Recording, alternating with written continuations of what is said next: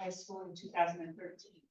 During high school, he was a student member of the board here at the Historical Society and a founder of the history club there. And he was a good student too, I believe, because he got the award for social studies having the highest average. So he's been interested in history and trains for a long time.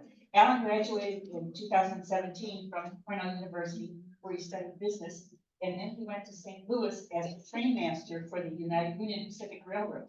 And there he met his wife, Mary, who's here tonight. I think she's behind the table. Mary, welcome. And their wedding was in the Old School Baptist Meeting House in 2022. Very beautiful event. They've since moved back to Warwick, and they now live in a mid-19th century farmhouse called Maplefrock over on Mile Island Turnpike, just outside the village. In addition to being on the publicity committee of the Historical Society, Alan is also vice president of the O&W Railway Historical Society, a member of the M&J Railroad Historical Society, the Tri-State Historical Society, and other groups. Alan is currently the director of transportation for the New York, Susquehanna, and Western Railroad, which is the railroad that runs through the town of Warwick. Welcome. It's nice to have all of you. Okay,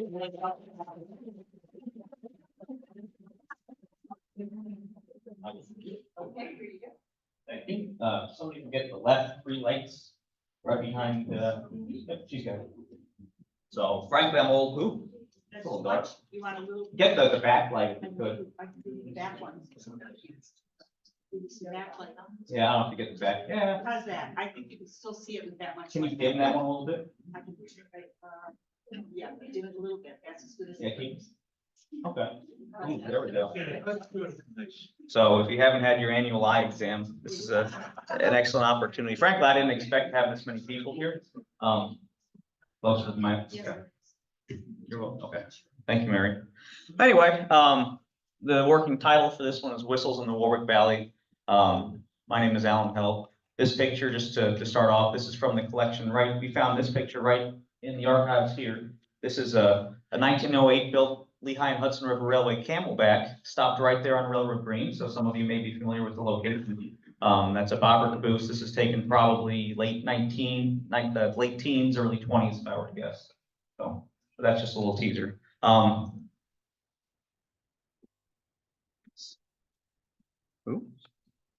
So a couple of special thanks. Oh, no, I don't want that.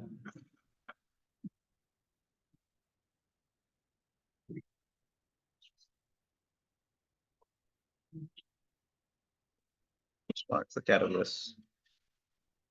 I'm also recording this presentation, so in case you can't make it till the end, you can always catch it sometime later. I don't know where we'll publish it, but we will publish it.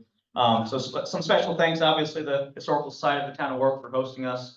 Marty Feldner, the guru of the LNHR, Doug Barbario, Paul Miller, Eric Piocelli, Peter Brill, the Center for Railroad Photography and Art, Sue Gardner, Doc Bain, Hans Segor, Bob Benjamin, John Ruskevich, Bob Mahowski, and then I always put that, maybe you at the end, because I'm 28 years old. A lot of my material is 128 years old, so obviously I didn't take any of these pictures. So if any of these pictures was taken by you or you acquired it and it came through me through back channels, come talk to me and I'll credit it properly. But I'd also like to thank my wife, of course, and then my mother for buying me a Thomas the Tank Engine train when I was 2 years old. So, I also want to dedicate this in the memory of John Basilowicz, Phil Sims, and Ed Chris. They were rail fans of mine, helped me in the hobby, and they're dearly missed. So thank you. So I always give this warning. Viewer discretion is advised. The following presentation will contain railroad images and maps that are of a boring nature and may not be suitable for children under 17 or tired adults over 60. Viewing may lead to a lack of interest, extreme drowsiness, and even sleep. Those who suffer from apathy are advised to consult their local library. If a presentation should persist for more than 4 hours, the audience will hold the presenter harmless in all criminal and civil suits to follow. But no, seriously, I have 399 slides tonight. This is a packed house, and if you have to leave midway through, no shame. This will be recorded so people can watch it later. The key here is to get through it. And I also put it this way: if anybody has any questions, comments or anything like that, just shout them out. It'll be the only way to stop me from racing my mouth a mile a minute. So, You know, the only thing I ask is that you keep the anecdotal stories to a minimum until maybe the very end. I do have a lot of material to get through, and I appreciate it. So I'll do my best to keep you guys awake, but if you plan on staying the entire time, we may not be done until maybe 9:30. So last chance. All right, lock the doors. Get started. So I published this map in the event, and I want people to take a look at this, mainly to see which lines we'll be talking about, and also the shape and the size of the town of Warwick. I mean, Warwick's a rather large town, the second largest township in the state of New York, but essentially we'll be covering this presentation in 6 parts. The first railroad we'll cover is the Sterling Mountain Railway in the bottom right-hand corner of Warwick, all 7.6 miles from a place called Sterlington to a place called Lakeville. Then we'll cover the New York and Greenwood Lake, which was controlled by the Erie Railroad from about Hewitt, New Jersey, all the way up to Sterling Forest. And then we'll take a jaunt down the Lehigh and Hudson River Railway, which will start at New Milford and then go all the way to Sugarloaf. And then we'll conclude with the Pine Island branch of the Erie Railroad and the Lehigh and New England Railroad over here. So, just, you know, about the town, we're an extremely varied municipality. We've got the mountains to the east, we've got the drowned lands to the west. We're bordered by not only New Jersey, but several other towns. And each story and each railroad we go over will have a different story. It was created for a different purpose. And we'll go over why the railroads were built. And I've got a lot of pictures here. So anybody know what this is? What they're looking at here? What this is? I'll give you a hint. It's a map. So this is an ill-shaped topographical map of actually our region. So for those of you who can't see, this is the outline of Warwick. Here's the Hudson River on the right-hand side. You've got West Point, Newburgh, Washingtonville, Goshen, Chester. You know, this is Port Jervis and the Delaware River here. And no story about why and where a railroad is built can ever exclude geography. Because at the end of the day, it has to be a story of geography as far as why a railroad is built, where it goes, and essentially, you know, the purpose of a railroad. So the Appalachian Mountains, Appalachian, they separate ports from the east from the expansion to the Midwest. And that holds true across the entire East Coast, except at this spot right here. So, you know, the Erie Canal was completed in 1825. It's a monumental achievement. It's hailed as an engineering marvel. But the most extraordinary part about the Erie Canal is not the fact that they built from Albany to Buffalo. It's that this exists because this here is the only place in the Appalachian Mountains where you have a water level route that cuts through the mountain range. And that's why, you know, we talk about the impact of why New York becomes the city of the East Coast. It's because of not just the Erie Canal, but the Hudson River. So the Erie Canal is built, finishes in 1825, right around the time that railroads are starting to get popular. Canals come late to the United States versus, let's just say, England. And then by the time that they're getting very popular, the railroads are coming into their own. And by the late 1820s, 1830s, people start having schemes about railroads. So in 1832, there was a scheme about a rival, you know, route to the Great Lakes, not the Erie Canal, but the Erie Railroad, specifically the New York and Erie Railroad. And they obtained a charter from the city of New York to build from a place called Piermont on the Hudson River all the way west to a place called Dunkirk on the Great Lakes. And they're completed. That route gets completed in 1851. You can see it here in green. It comes at a place called Piermont, skirts the border to Suffern, and then it climbs right through this valley of the Ramapo.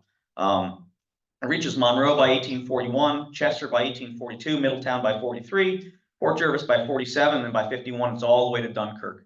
The charter is only in the state of New York, so that's why it doesn't go down to, let's just say, Jersey City. And it tries to stay as much as they can on the New York border, although they do cross into Pennsylvania for a couple miles here. But it's also built to a 6-foot broad gauge, so the distance between the rails is 6 feet wide. And of course, as time goes on, they realize that they need more connections, so they acquire a railroad called the Patterson and Ramapo, so they extend from Suffern down towards Jersey City. There's a railroad that's built on the east shore of the Hudson River called the New York Central and Hudson River Railroad of Cornelius Vanderbilt fame. And they also built this branch to Newburgh because they realized that, you know, goods coming out of the west, the best way to get to New England is to take them to Newburgh, because in Newburgh, that's the first and that's the closest water level port on the west side of the Hudson, besides going all the way through the Ramapo Mountains down towards Rockland County. So they built this very important branch to Newburgh in 1850. And of course, the first railroad in Warwick is the Warwick Valley Railroad. Looking to capitalize on the success of railroads, in 1862, the first train runs between Warwick and a place called Greycourt, just east of Chester. We'll get into that in a little bit. By 1872, the whole map is exploding with railroads. They call this railroad bonanza. Every town wants a railroad, and what they do as part of their financial scheming is that, okay, you want a railroad coming through your town, finance it, we'll build it. So you get a lot of this town bonding scheme where, you know, a town will essentially bond the railroad so that they go through that town instead of somebody else's town. It's a huge bonanza. There's several railroad branches that are built in Rockland County, all throughout Orange County, a branch to Pine Island, a branch to Pine Bush, a branch to Montgomery, the Wallkill Valley Railroad. There's a connection from Fishkill and Newburgh to go east to New England. And then there's also this thing called the Midland Scheme, where the New York Oswego Midland builds from Middletown out to Oswego. And then you have this New Jersey Midland that builds from essentially the North Jersey area to a place called Unionville, which is just west of Warwick here. And they're gonna step in as essentially a competing railroad to the Erie Railroad to go. They think that the big port is gonna be Oswego, which evidently doesn't become Oswego, it becomes Buffalo. But unfortunately, what happens is in 1873, there's a panic. There's a financial panic. The markets go bust, and a lot of these rail lines get reorganized, and a lot of these schemes kind of go the way of the dodo. 1883, things kind of solidify.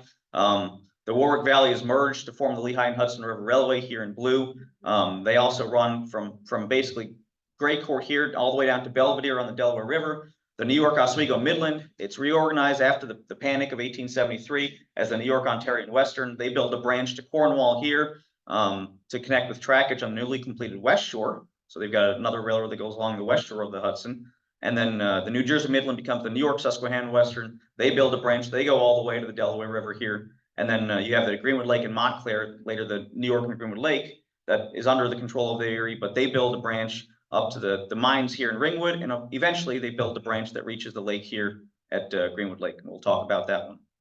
By 1897, things become really solidified. In 1889, they build something called the Poughkeepsie Railroad Bridge. If anybody's been to the walkway over the Hudson, you know exactly what I'm talking about. That is the only place on the Hudson River between New York and Albany that you actually had a railroad crossing from east to west. And that becomes a huge boom here because Maybrook, New York becomes the funnel for all this traffic coming from the west and coming from the industrialized regions to be funneled up and over that bridge, a place called Maybrook. So the Lehigh and Hudson River Railway, they build a branch from Greycourt all the way to Maybrook. The Lehigh and New England that comes out of the cement and the coal regions of Pennsylvania, they build via trackage rights to Maybrook. And you know, this becomes really a boon. And you see a lot of not just traffic going to New York City, because don't forget, Warwick and New York City are not as related as you think they are. They got this big range of mountains here. It's really the traffic that's coming out of the Pennsylvania regions going to New England that Warwick really becomes the thoroughfare for. The last branch built in Warwick is this little Ho-Chunk Railroad built in 1897, and that's what we'll talk about next. Or I'll talk about later in the presentation. 1913 is kind of the epitome, the epoch of the building craze. The Erie Railroad builds their Graham Line, which is a cutoff between Harriman and a place called Guymart on the route down to Port Jervis. The Maybrook Railroad Terminal is expanded. There's trolley lines from Goshen to Middletown and Newburgh to Walden. There's a little railroad here that gains admittance called the Middletown and Unionville. And then there's also increased scrutiny on the railroads from the USRA after World War I, a lot of antitrust laws, and then, of course, the automobile. But we'll see that next. So by 1938, the automobile is starting to take away some of the lesser used routes. The branch that goes all the way to Greenwood Lake, that's abandoned in 1935. There was a shortcut that went to Newburgh. That one's abandoned. Traffic is still good, but there's cracks in the edifice. By 1962, everything's changed. Interstate highways are built. A lot of these smaller disused lines are abandoned. So the original route of the New Jersey Midland from a place called Beaver Lake to Unionville, it's abandoned in the late 50s. The NYS&W is cut back from Sparta Junction to the Water Gap. It's truncated. The New York, Ontario and Western, which was an orange here, it's completely abandoned in 1957, just goes broke. The entire railroad is liquidated. Same thing happens with the Lehigh and New England in 1961. But as bad as things are, it would get even worse. So 1976, just about every railroad in the Northeast is bankrupt. The government steps in, they create something called Conrail, Consolidated Rail Corporation. They take all these railroads on the East Coast that had been competing, they put them all under one umbrella, and they basically go through a campaign, of kind of eliminating some of these lesser used lines. So now, by the 1970s, it's a full-on disaster. 1974, the Poughkeepsie Bridge burns. The LNHR that runs through Warwick is bankrupt. The Erie rips up their Pine Island branch. There's very little online business. Trucks are really taking away most of what's going on here.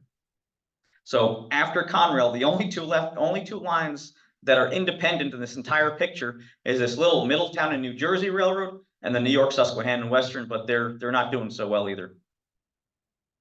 1986, you can really see they've abandoned a lot of these lines that had no traffic. They pushed some of these online industries to go to truck. Because why am I going to maintain a 20-mile long railroad for one customer? Go to trucks, go to a different location. We'll rip up the rails. We don't have to pay taxes on it. The Conrail sells off or abandons excessive lines. Everything. Newburgh's gone. Pine Bush is gone. The Wallkill Valley line is gone. In 1983, passenger operations that had been going through Monroe and Chester and Goshen and Middletown, they decided to abandon that in favor of this Graham line that was built in 1910 because it had less grade crossings and things like that. And that's why today Metro North runs on the Graham line rather than straight through Monroe and Chester and Goshen and Middletown. That's why it's the Heritage Trail. But the New York, Susquehanna, Western, they kind of pick up a little bit of the pieces here. They understand that the Conrail is selling off some disused lines. So in 1980, the NYSW sold to late Walter Rich of the Delaware-Otsego system. And he does something kind of inventive. He stitches together a long distance route based off of some of these other routes. So he buys the LNHR from Sparta to Warwick. He gains trackage rights from Warwick all the way to Binghamton. He buys some lines from Binghamton north of Syracuse and Utica. And that's why the NYSW is still here. Middletown, New Jersey, also still hanging in. So keep an eye on them. And this is what it looks like today. So the NYSW, you can see it in yellow here, comes out of North Jersey. It runs as a through route through Sparta, comes up through Warwick, and those yellow locomotives that you see, they come through Warwick on their way to Binghamton along the Delaware River here. Everything in purple is basically New Jersey Transit and or Metro North. And then everything in this dark blue, the Middletown, New Jersey in 2010, they actually acquired the rights to switch all the customers on the last remaining branch lines in Orange County, including down to Warwick. So nowadays in Warwick, all you have is two railroads, one on its way through town, usually late at night or maybe 8 o'clock in the morning on twice a week, because we run 2 trains each way every week. And then the Middletown, New Jersey comes down to switch. There's only 3 remaining customers in Warwick. There's Jones Chemical, Hugen Brothers in town, and then the former Mid-State Lumber Road State School. And that's essentially what the railroad scene looks like today.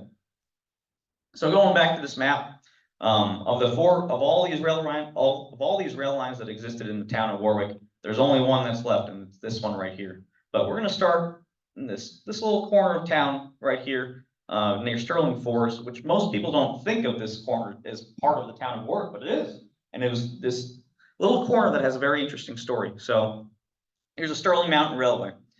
Mining of iron in this region dates back to the 1730s when Peter Townsend had an iron forge here as well as iron mines. Famously, the great chain over the Hudson River was smelted here and forged near a place called Sterling Lake.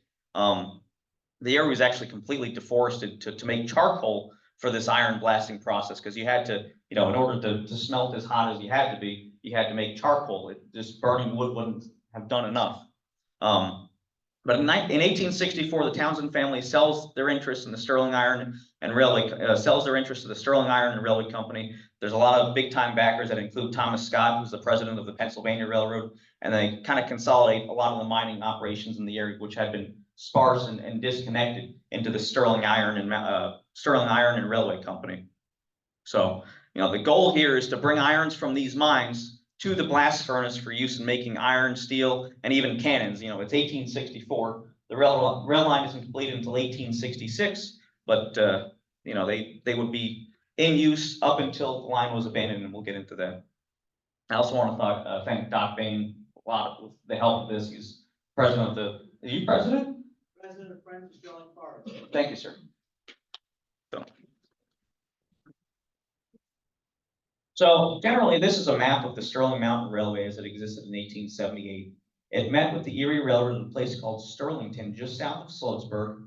It followed this little narrow valley here to a place called the Sterling Works or Sterling Furnace, and then up to a place called Lakeville on Sterling Pond or Sterling Lake.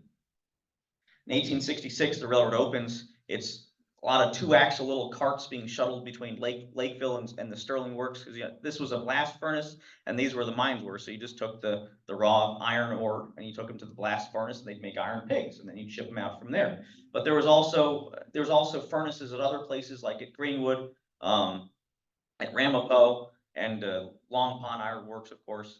And eventually they were on Erie 6-foot gauge, because the Erie at the time was 6-foot gauge. They hadn't converted to standard gauge. So it was a direct interchange with the Erie down here at Sterlington.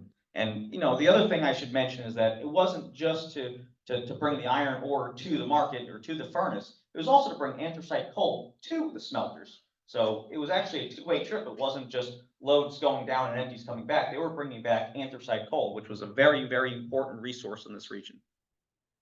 So here's an example of one of their locomotives. This was probably a 6-foot broad gauge. They did have a lot of pride in their locomotives, as you can probably see.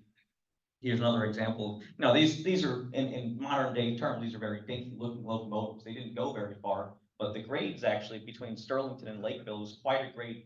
The average grade was about 2%. So, you know, in terms of railroading, that's a very steep grade.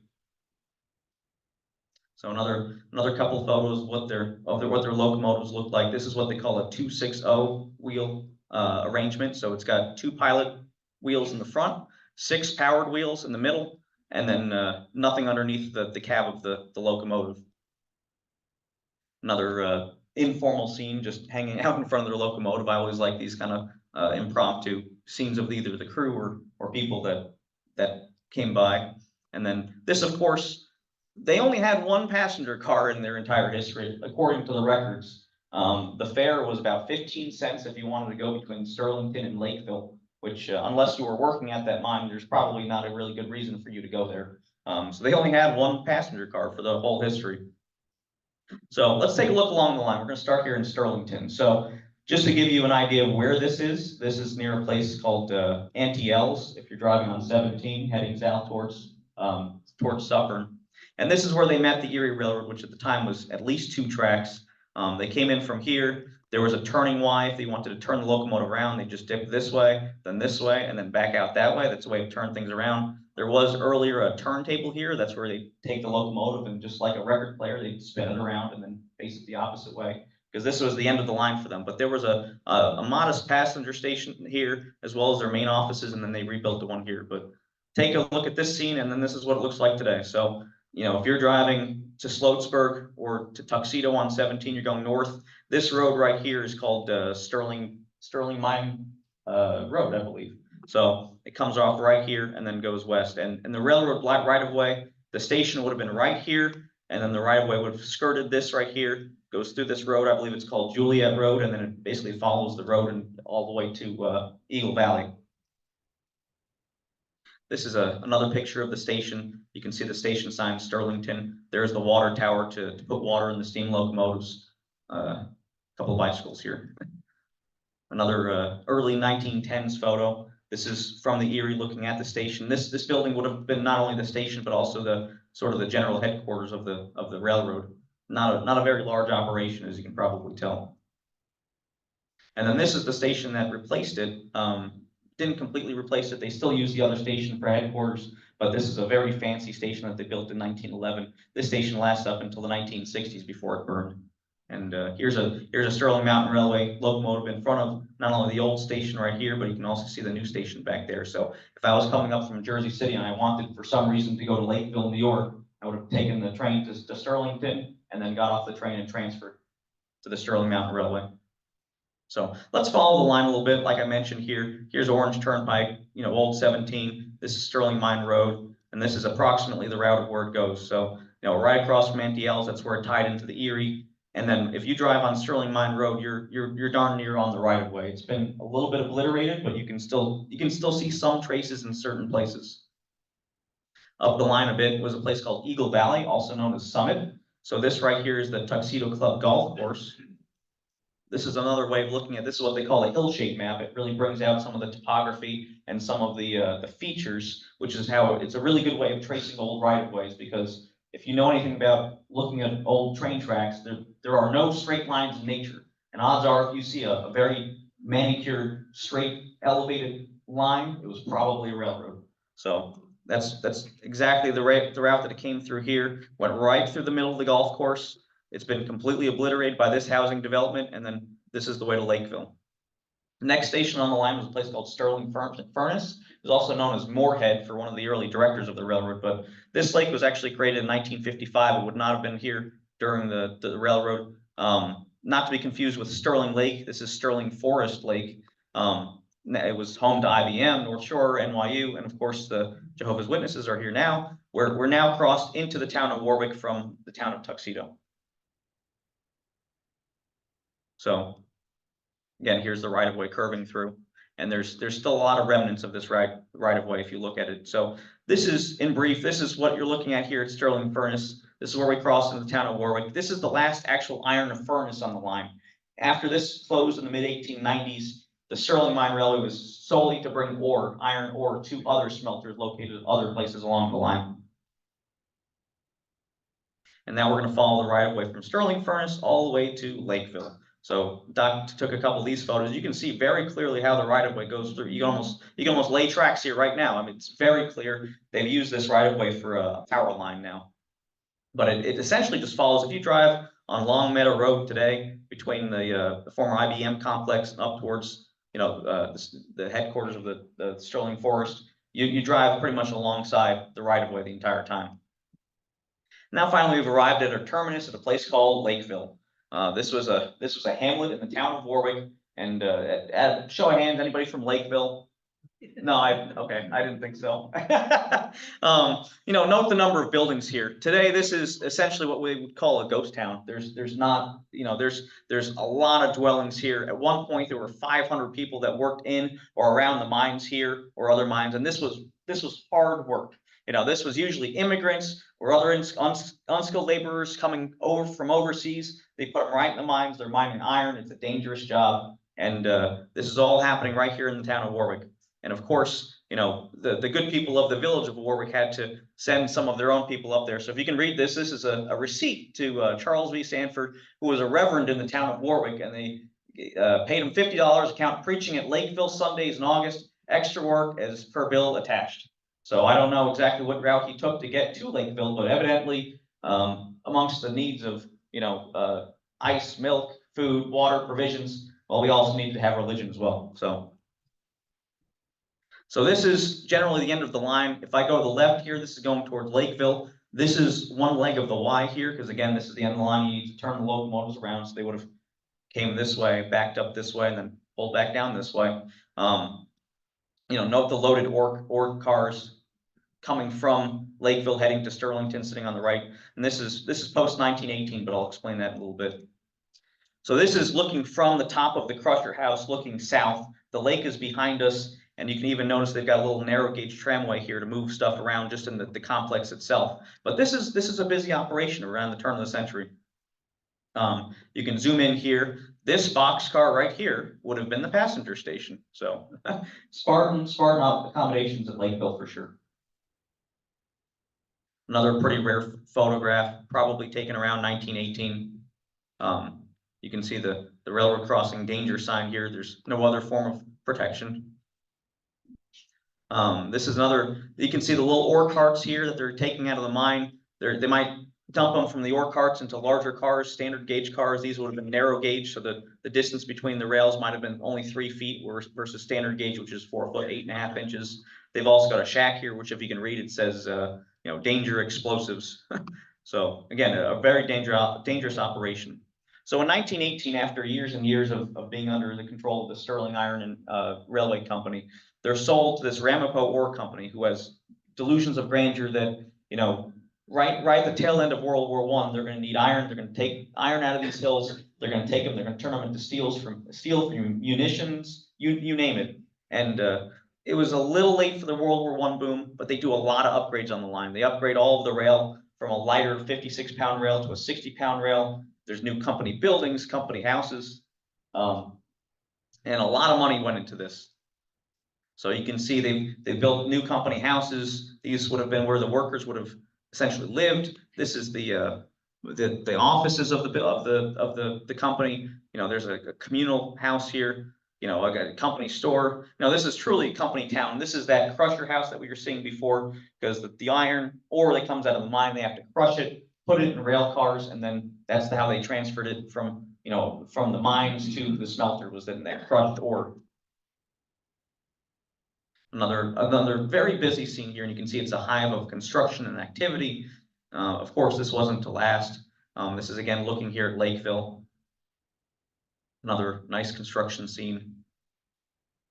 And one of the things that they do is they complete an extension to the Scott mine. So it's kind of hard to see and it's kind of faint. I don't know if you can make out some of these shapes here, but they build an extension via switchback to the Scott mine. So that's, you come up this way, you pull in, you back up, and then you pull forward. This is what they use for really steep gradients, because trains cannot, you know, exceed a grade of more than a couple percentages for every 100 feet. So this is a picture of what that Y would have looked like.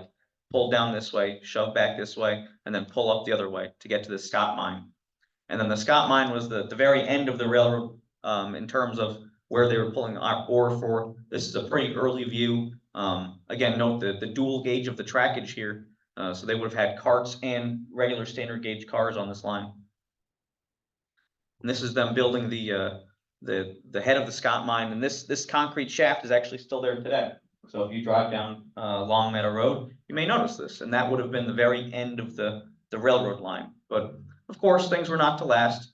1923 would have been the last year of operations. It would have been its curtailed operations. It just wasn't economically feasible. There's a range of ferrous sand in a place called Mesabi in Minnesota, and that sand was cheaper to actually take it from Minnesota, ship it over the Great Lakes through large containers, not container ships, but large barges, essentially, all the way to the East Coast than it was to take it from, you know, an iron mine here. Not that the quality of the iron was bad, not that, and you know, it was good iron. It just wasn't financially viable. And the railroad is essentially mothballed. So all the rails are left in place. The locomotives are left to sit and rot where they are. These pictures are taken probably in the mid to late 30s. You know, the one passenger car, of course, is still there. And if you went even in the later times, the railroad was basically just abandoned. They just left it. And you know, the town was basically demolished. This is what Lakeville looked like in the 1960s. You can still see some remnants of maybe some buildings and stuff like that. But of course, nowadays, you would never know that there was a railroad through here unless you knew. And you know, of course, the railroad languished, and you know, it was funny because their corporate logo was still, you know, was still there. So here's in 1950, the Sterling Iron and Railway Company is issuing fishing passes to fish on Sterling Lake. And you know, it's kind of interesting how this railroad just kind of languished and languished and languished.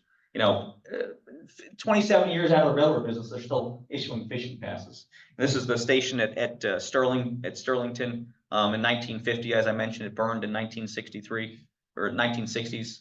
And then, you know, a lot of the rails were just left to rot. And you know, even after World War II, you'd think, you know, during the rush of scrap metal and stuff like that, they weren't even all scrapped during World War II. They lasted all the way, allegedly, until 1963. For 40 years, these rails sat dormant, just waiting for a buyer or somebody who's going to use the rails, and it just never happened. So, of course, today you can still see remnants of the Sterling Mountain Railway, and you can even still see some rails. Doc, when was this picture taken? Maybe 10 years ago? About 10 years. Yeah, I mean, there's still remnants of this railroad that are left. Of course, things like abutments, they never go away. You're never going to demolish something like that unless you purposely do it. And you know, that's essentially the Sterling. That's the story of the Sterling Mountain Railway. Our next railroad we're going to cover is the Erie Railroad, New York and Greenwood Lake. We're going to go from Hewitt to Sterling Forest. Does anybody have any questions before we continue? All right. So very little of this next railroad is actually in the town of Warwick. Actually, it's just a couple 100 feet. But it's still an important link that brought many vacationers to the lake.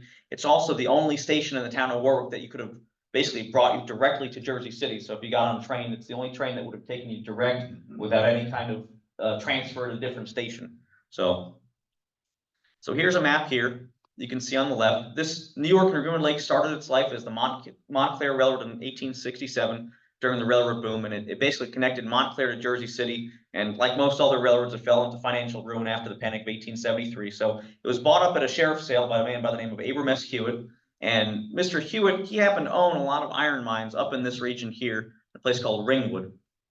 And he wanted that railroad to connect his mining interests to the New York metropolitan area. So he reorganizes. It goes through several different name changes. He eventually becomes the New York and Greenwood Lake in 1878. In that same year, they also build a branch that reaches all the way to a place called Sterling Forest, which it's not quite over the New York state line. The station's on the New Jersey side, but they'll have trackage on the New York side by a couple hundred feet, like I referenced earlier. So during this 1878 reorganization, the Erie Railroad gains control of it. By 1898, they actually buy the railroad. So it's basically a branch of the Erie Railroad. It's known as the Greenwood Lake Division, but it's part of the Erie Railroad, who had this just massive tangle of webs in northern New Jersey, part of their suburban lines. They've also got a branch to West Orange, a branch to Caldwell, the branch to Greenwood, as referenced earlier, and then the end of the line would have been right here at Sterling Forest. 1883 is the high point of passenger traffic. 51% of this railroad's revenue is coming from passengers. Many of them heading to the Switzerland of America, was what they called it, Greenwood Lake. So what we're going to cover is essentially just from a place called Hewitt, New Jersey, all the way up to Sterling Forest. We won't cover too much of this railroad. There's been other books published on the rail. There's a book called The Rails of Sterling Forest. It's a great book. I highly recommend it. We're only going to cover a small portion of it here, but the railroad grade through here is actually very easy to recognize because, as a matter of fact, it's East Shore Road. So if anybody has driven down East Shore Road, that is a railroad right-of-way. That's exactly where the railroad ran. The station stops were here at Hewitt. There's one here at Woesting, and then another one here at Glens. And then from Glens all the way to Sterling Forest, it just skirts right along the edge of the lake. Here's our first station stop here at Hewitt. It's not much of a station, just a little place. I'm assuming that there would have been some passenger traffic, but not a whole lot. And of course, the station site today, if you drive down East Shore Road, where it meets Greenwood Lake Turnpike, right here is where the station would have been. It's all been completely obliterated. They kind of took the right of way and they kind of dug it out, so it was a little bit more of a gentle gradient. But this would have been, this view and this view are essentially the same. And then it would have crossed Greenwood Lake Turnpike on a bridge. So if you ever drive down Greenwood Lake Turnpike, right there where it meets East Shore Road would have been the station stop of Hewitt. And as referenced, you can rail fan this right of way going 50 miles an hour. I mean, this is East Shore Road, and this is exactly where the right of way would have gone. It would not have been this wide. It would have been a little bit more narrow, but this is essentially the right of way, and it snakes through the little valley here. The next station stop would have been a place called Woesting. We're in this view looking back towards Hewitt. This is pretty close to the end of the line, and like I mentioned, they abandoned this portion in 1935. This is essentially the same view today. I mean, you wouldn't know that there used to be a little station here. And even when they had a station, it wasn't like they didn't have a town around it. It was just a small little station.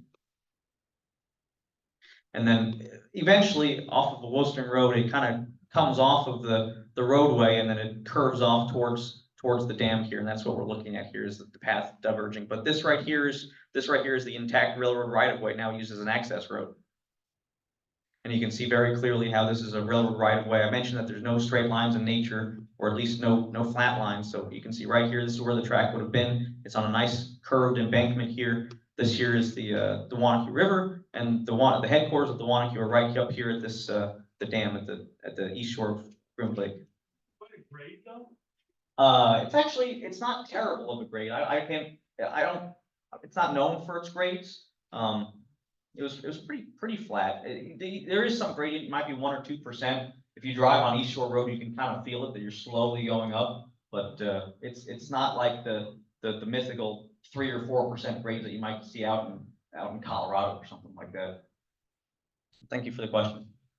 So this here we're looking at is the dam on Greenwood Lake. Most people don't know where the dam of Greenwood Lake is because Greenwood Lake, it's a natural lake. It was originally known as Long Pond, but it went through several iterations of being dammed. They actually brought the water level up. So the first dam goes back to 1768 and was enlarged over time. part of the uses of that water was actually as a feeder for the Morris Canal that operated through central New Jersey. And the railroad would have went right across where this dam is. Here's another view of that trestle. Here's the dam. Here's the trestle going right across to a place called Glenn's. Standing there nowadays, I'm standing looking north along the lake. This is right where the railroad would have gone, right where this green line is. The dam's off to my right. The railroad would have gone right across this little spurt of water. And of course, when the lake is down, you can really see some traces of it. And this is still there. The next station stop was a little place called Glenn's. And if it doesn't look like much, I agree with you. It's a very small station. This was originally known as Cooper's, and it's not hard looking at this picture to figure out how business really dried up along this line once the passengers that were once going to Greenwood Lake and the trains started taking their automobiles there. This is a 1918 map that shows this is the bridge that goes over the area by the dam. Here's the little station at Glenn's, and then it skirts right along the side of the river, parallel to the shore. So if you own a house anywhere from the dam to the New Jersey, New York state line, odds are your house is built on or adjacent to the right of way. At the left here, this is the ice house for the Mountain Ice Company, and this was one of two railroad served ice houses on Greenwood Lake. You know, ice is going to be an incredibly important part of their industry. Again, there's two ice houses. There's one here, and then there's another one up at Sterling Forest. So here's another pretty rare shot. You're looking south. Here's that Mountain Lake ice house off in the distance here, and it's just skirting right alongside the lake. Of course, if you were out fishing or take your jet ski out there, you never know. Here's a train passing right alongside where people would have been boating and enjoying their canoes and everything like that. So finally, the end of the line was right here at a place called Sterling Forest. So this is very clearly the state line. Here's the passenger station freight house. They've got a little dock here to meet the steamboats. There's a small yard here consisting of a runaround. That's where they can, basically the train pulls in here. They cut off the locomotive. They run around the train. They turn it on this turntable. They tack back onto the train, and then they head back south down to Jersey City. So there's a little engine house here. There's a turntable. There's a water tank.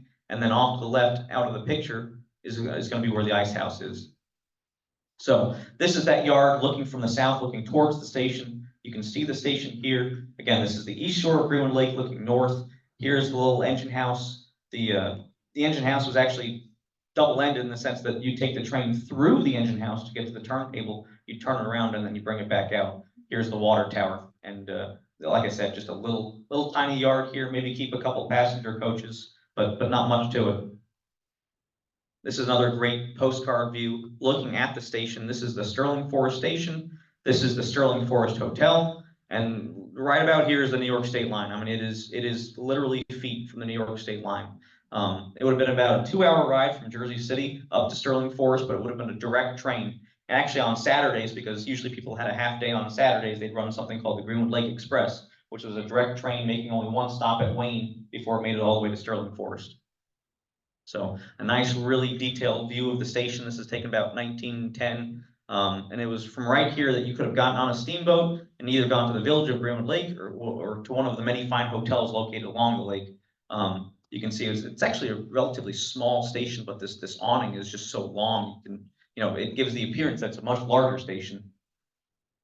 And then another really rare shot. This is taken from the hill looking down at the station. You can see the station is actually quite small, but the awnings either way. And then this is, you walk from the station, you had basically 3 minutes to transfer to your steamboat, and then you get on one of these steamboats that would make a round trip around the lake every 30 minutes or so to the 7 different hotels. And they had, the New York and Greenwood Lake actually owned 4 of their own steamboats. They were named the Milford, the Anita, the Arlington, and of course the largest one would have been known as the Montclair, and it was a side paddled steamer, and it was it's probably still the largest boat that ever floated on Greenwood Lake, would have been the Montclair.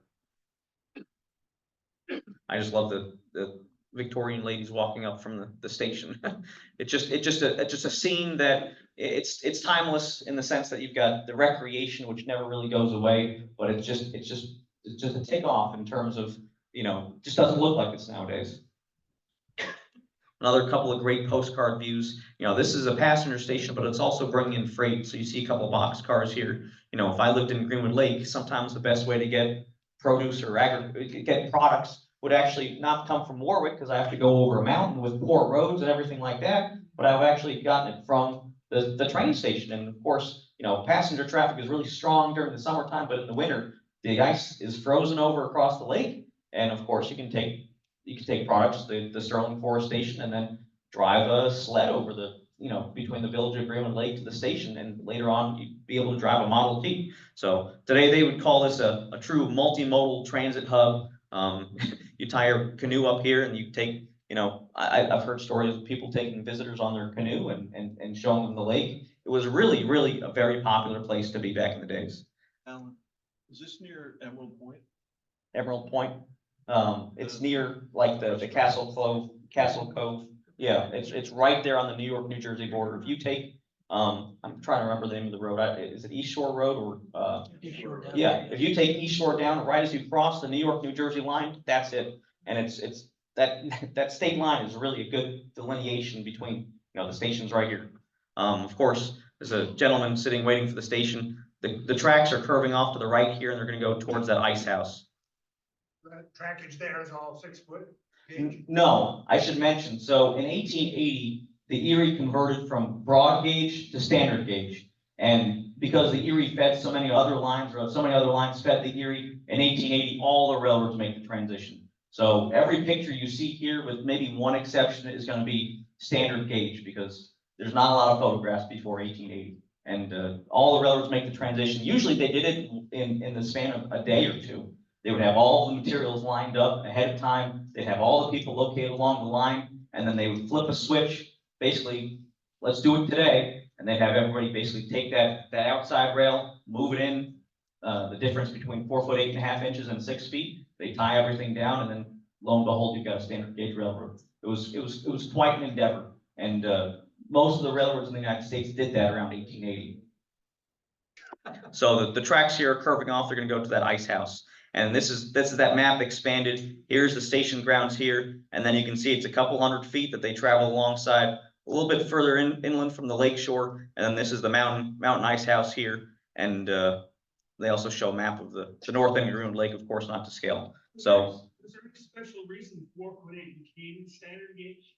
there's stories that go back to, in Britain, the standard gauge was 4 foot 8.5 inches. Well, why did they decide it was 4 feet 8.5 inches? Well, they took it from the Cornish mines, that they'd have mine carts coming out of these mines in Cornwall, and they were 4 foot 8.5 inches. And then you go back for it's one of those things, well, it's always been like this. Well, you go back all the way to the days, allegedly, of the Roman chariots, and they say that the Roman chariot was 4 foot 8.5 inches. And when they made ruts on the road, those ruts stayed for hundreds of years, because you go over the same road so many times. If your cart was a different size, you're not going to fit in those ruts. So that's how it became like a standard length. And the stories are that it translated all the way to standard gauge on the railroad. And today it's the same way. It's 4 foot 8.5 inches.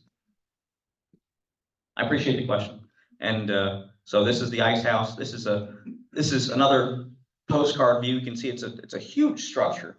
Ice is going to be sliced using saws during the winter time into cubes on the lake, and then they're going to float them. They're basically going to use those channels in the ice to float them like canals over to these conveyors, and then from the conveyors up into these warehouses, and they're going to keep them all year long.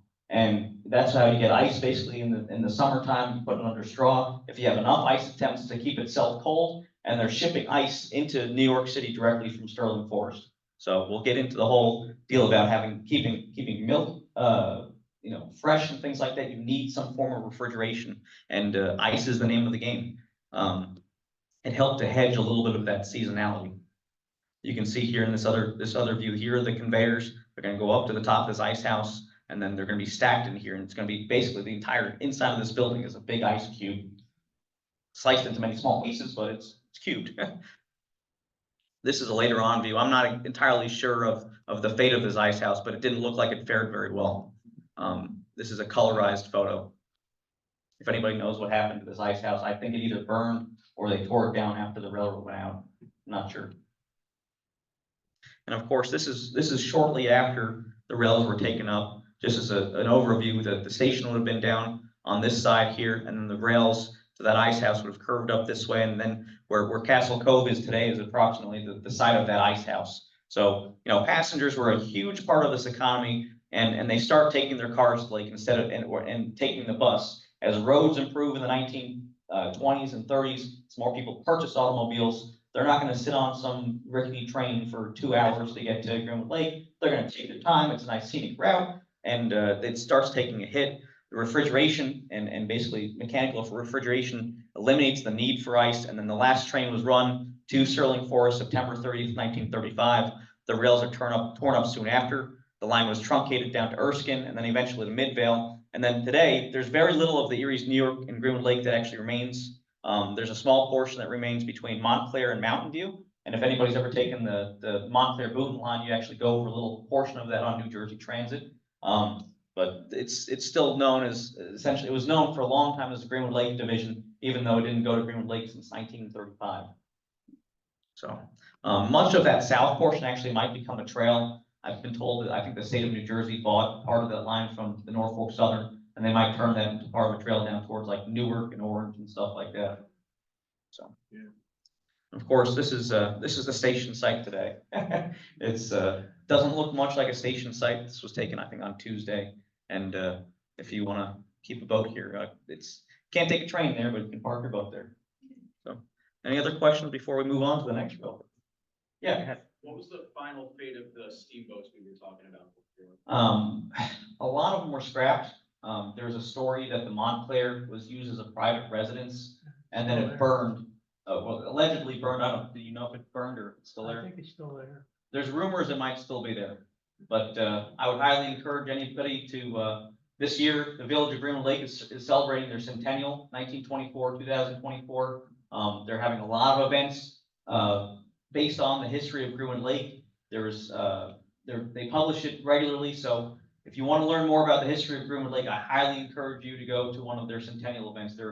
It's a great opportunity to kind of celebrate the history and how far the community has come. But the Village of Greenwood Lake never had a railroad, but Sterling Forest, which would have been a hamlet, so to say, a couple miles down the lake, did have its own train station. It was a lone little community, and that was the connection point to the outside world. Yes. Yeah. Did the steam train crew, did they operate the boat as well? There's stories where the conductor would get off the train, change hats, walk down the dock, and he would be the captain of the steamboat. Yes, there are stories. Yes, different world, of course. So, the next railroad we're going to cover is my favorite. It's the Lehigh and Hudson River Railway. This is the railroad that is the only one tonight that is still around.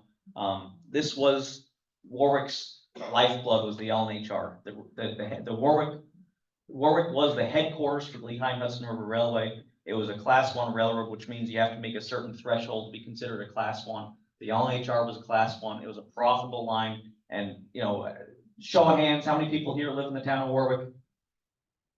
So a lot of hands here. If you lived in the town of Warwick maybe 70 years ago, or even as little as maybe 50 or 60 years ago, you either would have known somebody who worked for the railroad, or you would have known somebody or worked for the railroad yourself, or you would have known somebody who did something ancillary to the railroad. Maybe they were the company doctor or the company lawyer, or they sold products, or the railroad was the central function. If you lived in the village of Warwick, this was a railroad town. So how did it get that way? Well, this handsome gentleman on the left is a man by the name of Grinnell Burt. He's born in Belleville. He's orphaned at 15, and he goes to live with his family out in Ohio. Well, then he comes back. The Burt family is a very prominent family here in the town of Warwick. He becomes very successful, and then in April 20th, 1859, he organizes a group of local farmers and community merchants, and he says, hey, we need our own railroad. The Erie's built up here at Chester and Goshen. They built their own line. We want to tap into that. We don't want to ship our goods via ox and cart or horse to Chester and then have them loaded there at Chester and have to be at beholden to the agents or the shipping agents at Chester. We want our own railroad. So on March 8th, 1860, not a coincidence that I chose March 8th tonight as the date for this, but March 8th, 1860, they charter their own railroad. It's called the Warwick Valley Railroad, and they're going to build from Warwick to a point on the Erie Railroad, or the Erie Railway at the time, called Grey Court, which is just east of Chester. They contract to be operated by the Erie. They're built to broad gauge standards. So again, 6 feet between the rails. And people in Chester did not want the Warwick Valley Railroad. They actually thought it would cannibalize business away from them. And they basically, they didn't want it. And when they built through these meadows here between Sugarloaf and Chester, some of that right of way, it was very soft and started to sag back down. And they exclaimed, "Huzzah, the Warwick Valley is sinking. You know, we're going to put this railroad out of business." Of course, that didn't last. The railroad was built, and in 1862 it actually opens. And the Erie is going to operate this railroad right until 1880. They opened this railroad May 5th, 1862, right in the middle of the Civil War. There's not a lot of railroads that are built really during the Civil War. The Warwick Valley is sort of an exception. This is a really important line. They really wanted this railroad built, and it would be so central to the history and the culture of the town of Warwick and the village that it's worth telling its story. So this is generally the line. Here's the village of Warwick. It comes up here through Wisner. Up here is a place called Lake off of Wickham Pond. It curves this way through Sugarloaf. Then it's through a place called East Chester, because Chester wouldn't let them call it Chester. They said, "No, call it East Chester because it's not so central." And then they brought their trackage to a place called Greycourt. And then from Greycourt, they basically had a line, the Erie's Newburgh branch, that would take traffic from there to Newburgh. And then from Newburgh, they could put it on a car float and take it direct to New York City, or they could take it to New England, or they could take it wherever. So Grinnell Burt, he forecasted at the first meeting in 1861 that this little railroad, this little branch line, would be but a link in a great chain of transportation, because he saw something that I want to show you. So another topographical map, because I like to show you how geography influences things. Here's our little village here in Warwick, and this is the Ramapough, the Hudson Highlands, whatever you want to call it, this huge mountain range that separates us from New York City. Here's the Hudson River right here.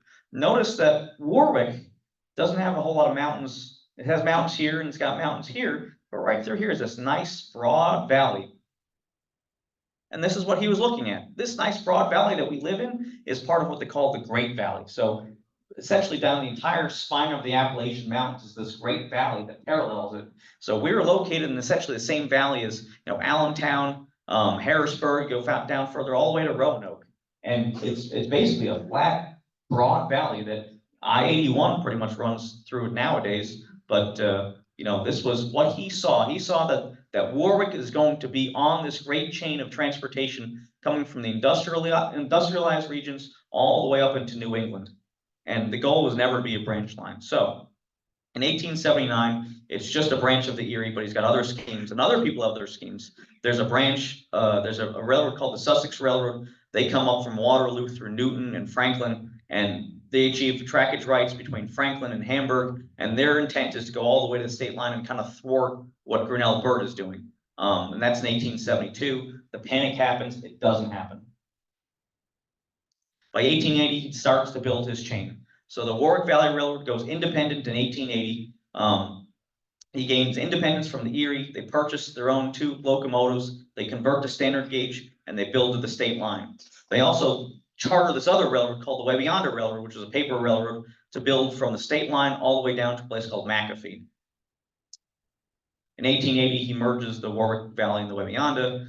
In 1881, the Sussex Railroad sells its line between Hamburg and McAfee to the Warwick Valley, and they also acquire trackage rights between Hamburg and Franklin. There's also a railroad called the Lehigh and Hudson River Railroad, which is essentially controlled by the Warwick Valley. They start building from Belvedere east. By 1882, they make it all the way to Andover. Briefly, they use trackage rights over the Sussex Railroad to Franklin, but from here, from Greycourt all the way to Belvedere, from essentially the Hudson River via traffic to Newburgh and the Delaware River, they've now achieved, he's achieved his chain, and in 1882, April 1st, the Lehigh and Hudson River Railroad and the Warwick Valley are merged, and they become the Lehigh and Hudson River Railway. They've eventually built their own line between Andover and Franklin. And there's also a railroad at this time built from Fishkill Landing to Newburgh. So now they can take traffic and rail cars, take them directly from the industrialized regions, forward them all the way up to the Erie, and then to Newburgh. And then the rail cars were literally rolled out onto a car float floated across the river, rolled off the car float, and then onto this other railroad that came down via Fishkill, and they can send it to Boston or, who knows. So in 1889, something changes. The Poughkeepsie Railroad Bridge is built, and now you no longer have to float your cars across the river. And the LNHR, they want a piece of that. And what they do is they build a branch line where they build a branch called the Orange County Railroad, another one of these paper railroads from Gray Court north to a place called Burnside. And then they achieve trackage rights from Burnside to Campbell Hall over the O&W. They also, in 1890, they build all the way to Maybrook, and Maybrook is now going to become the gateway. Everything going to New England is going to funnel through Maybrook. So essentially what you have I-84 for nowadays, all that traffic is coming via rail. It's coming right through the center of Warwick on its way to Maybrook, and then from Maybrook across the Poughkeepsie Railroad Bridge. They also build a little, in January 1st, 1890, they obtained trackage rights from the Belldell Railroad between Belvedere and Phillipsburg. And then at Phillipsburg, they actually build their own bridge across the Delaware River. And they do so using two little paper railroads. One's called the Southeastern and Phillipsburg Railroad of Pennsylvania, and then the Southeastern and Phillipsburg Railroad of New Jersey. It's a mouthful, but those two little railroads were probably the smallest railroads in the United States. They were just a paper railroad, get the bridge built. Each side of the river had its own quote unquote railroad. And those would eventually become merged into the LNHR. They also built this little Mine Hill Railroad to service some of the mines up here in Franklin. And then by 1905, they're really solidified. They obtain trackage rights via a very vital connection with the DL&W, the Delaware-Lackawanna Western, a place called Port Morris. So now all of this coal coming out of Scranton is coming over the Lackawanna to a place called Port Morris. It's being handed over to the LNHR, and they're taking all that anthracite coal all the way up to Maybrook and then to New England. Because don't forget, nowadays, I heat my home via oil. Other people do via gas or via, I don't know how people heat their homes nowadays. But back in the day, it was anthracite coal. It was a very hard carbon content coal, and it was supposed to burn cleaner than just regular bituminous coal. And that's what people would use to heat their homes. So most of what the lifeblood of these communities is coming out of the anthracite regions of Scranton. And the LNHR doesn't have a lot of online business. They have some. There's some iron down here. There's a lot of zinc here in Franklin. They call it Franklinite. There's some lime up in the Vernon McAfee area. Of course, there's going to be dairy, but most of the LNHR's key business is taking freight from the Western carriers here at Allentown and shooting it as quickly as they can up the line to Maybrook and handing it off. And they become what they call a bridge line. Milk is important. At one point, it's over half of their revenue, but by the turn of the century, it's less than 5% of their revenue. In 1914, the LNHR gets a contract to run the Federal Express from Washington to Boston, bypassing New York City, but it's a flash in the pan. It's pretty short-lived because soon after they built something called the Hellgate Bridge here, and they take everything through Penn Station. So passenger traffic is really not a big part of the LNHR's game. It's cut back to Warwick in the early 30s during the Depression, and then by 1939, it's gone. So the last passenger train would have rolled out of Warwick July 8th, 1939, and that would have been the last time you could have caught a passenger train from Warwick. So just briefly here, this is the Maybrook Gateway. This is the large yard. It was over 3 miles long, just a hive of activity. This is the funnel. This is where all the traffic is coming in from the LNHR here and other carriers. It's coming to Maybrook, and then from there it's being forwarded across the Poughkeepsie Railroad Bridge, which should look familiar to you as the walkway over the Hudson. The other end of the line, this is that bridge over the Delaware again. This from here onward would have been one railroad, and this here onward would have been another railroad, only on paper. But all those smaller kind of paper railroads are merged in 1912. So a little bit of the evolution of the motive power along the line. This would have been their first locomotive, standard gauge. They bought 2 to begin with, numbers 1 and 2, originally being, I believe, wood burning, and then they converted to coal. And this is pretty classical steam locomotive. This is what you'll see. This type of locomotive here is called a camelback locomotive. You can see that the cab is in the middle of the locomotive. That's why they call it a camelback. It's made for a larger, wider firebox that they couldn't fit the cab on to burn some of that anthracite coal because it burns hotter, but you really need a larger grate area to disperse the heat. Late 1880s, early 1900s, you can see that the locomotives get upgraded. They're larger in size. by the turn of the century, they get that connection with the Lackawanna and Port Morris. And, you know, it's a huge boon for their business. They buy a lot of locomotives around 1905. And this is pretty much their fleet from 1905 to 1916, almost exclusively Camelbacks. Is there any knowing how many trains were run through Warwick in a day? Must have been a tremendous number of trains.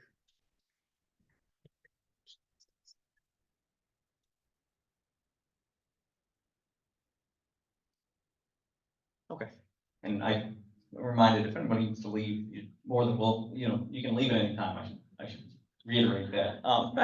Don't lock the doors now. Alan, this is fascinating. I do want to just mention that it's 8 o'clock. If people would like to take a little stretch break or something like that. I know it's been a little warming. We're opening up the doors so that we're a little more comfortable inside. And I just want to say again, what an exciting turnout this is tonight. We have wonderful people on this topic and to just thank Alan on behalf of everybody for sharing this. Thank you. What was your question again? I mean, it's a main line now, essentially. Like Yes. 5%. There's got to be a lot of trains pulling through Warwick. You got to be small. So now you see 5 trains, 6 trains a week, depending on what the M&J does. Back in the day, you would have seen 5 or 6 trains in a 2-hour span, give or take. A lot of traffic ran through. At one point, the LNHR owned 50 locomotives during this probably 1915, 1916, around that time. Typically, 30 cars, 40 cars. They were shorter trains back in the day. They weren't quite so long. So, any other questions? I figure this is a good time to take questions before we move on. Alan, before I ask, the restroom is right downstairs through the lobby and downstairs. Yes, restroom is downstairs in the basement.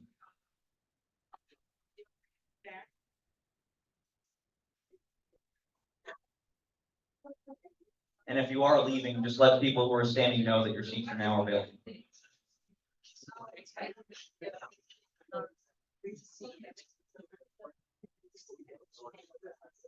Sleep yet?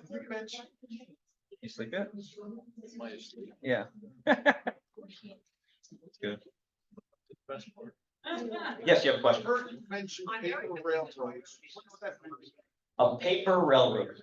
That's a railroad that essentially, it's chartered under a certain name, but every function of that railroad is done by a different railroad. So, you know, you ever see these paper corporations where they're just a holding company, or they're just a company that just owns another company and that's all it does? That's essentially what a paper railroad was. So in order to get a charter in a certain state or something like that, they would have to charter a separate railroad, but de facto, all of the functions were done by one railroad or another.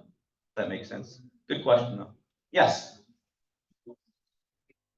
I am recording this, so I will record this for people to view at their viewing pleasure sometime in the future. So it'll probably be posted, maybe YouTube or something. It'll depend on what the Historical Society here decides to do. Yeah, no problem.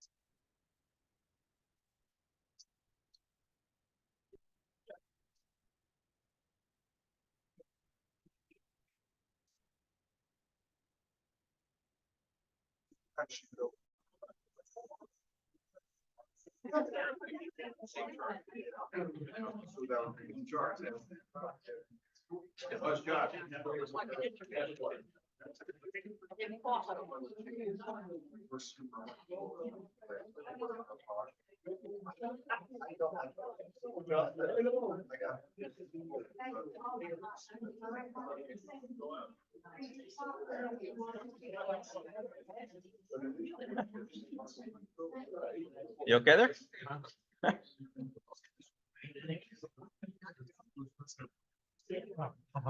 Hans, nice to meet you. I really appreciate all those pictures and stuff like that. It was perfect. Just you can't find, like, how many pictures of Glen Station you're gonna find, you know? or a Wolfstinger or any, but you know, Yeah, it took a while. Chaos on my, pictures. yeah. I did, And I said, hey, I got some old pictures, and then it's like, oh, Yeah. look at these. Some real great ones. Oh, the candid shots, it almost looks like it's from somebody's family photo album. And that's sometimes where you find the best pictures are like these family photo albums. Oh, my father. Yeah. Yeah, that's good. We have to sit down. Yeah, I'm sure there's gonna be some seats opening up. Yeah. Thank you. Yes. I noticed I didn't ride that. Trail a lot. That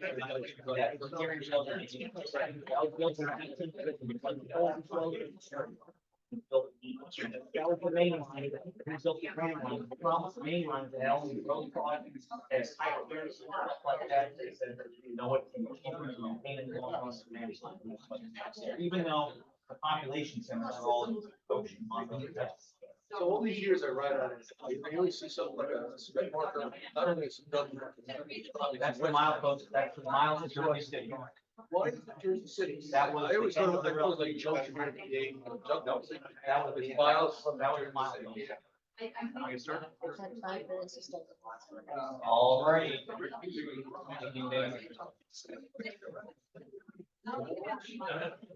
Yeah, all aboard.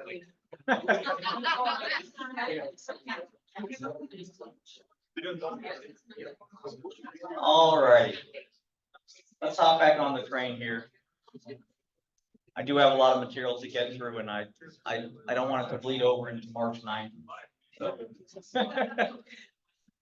All right.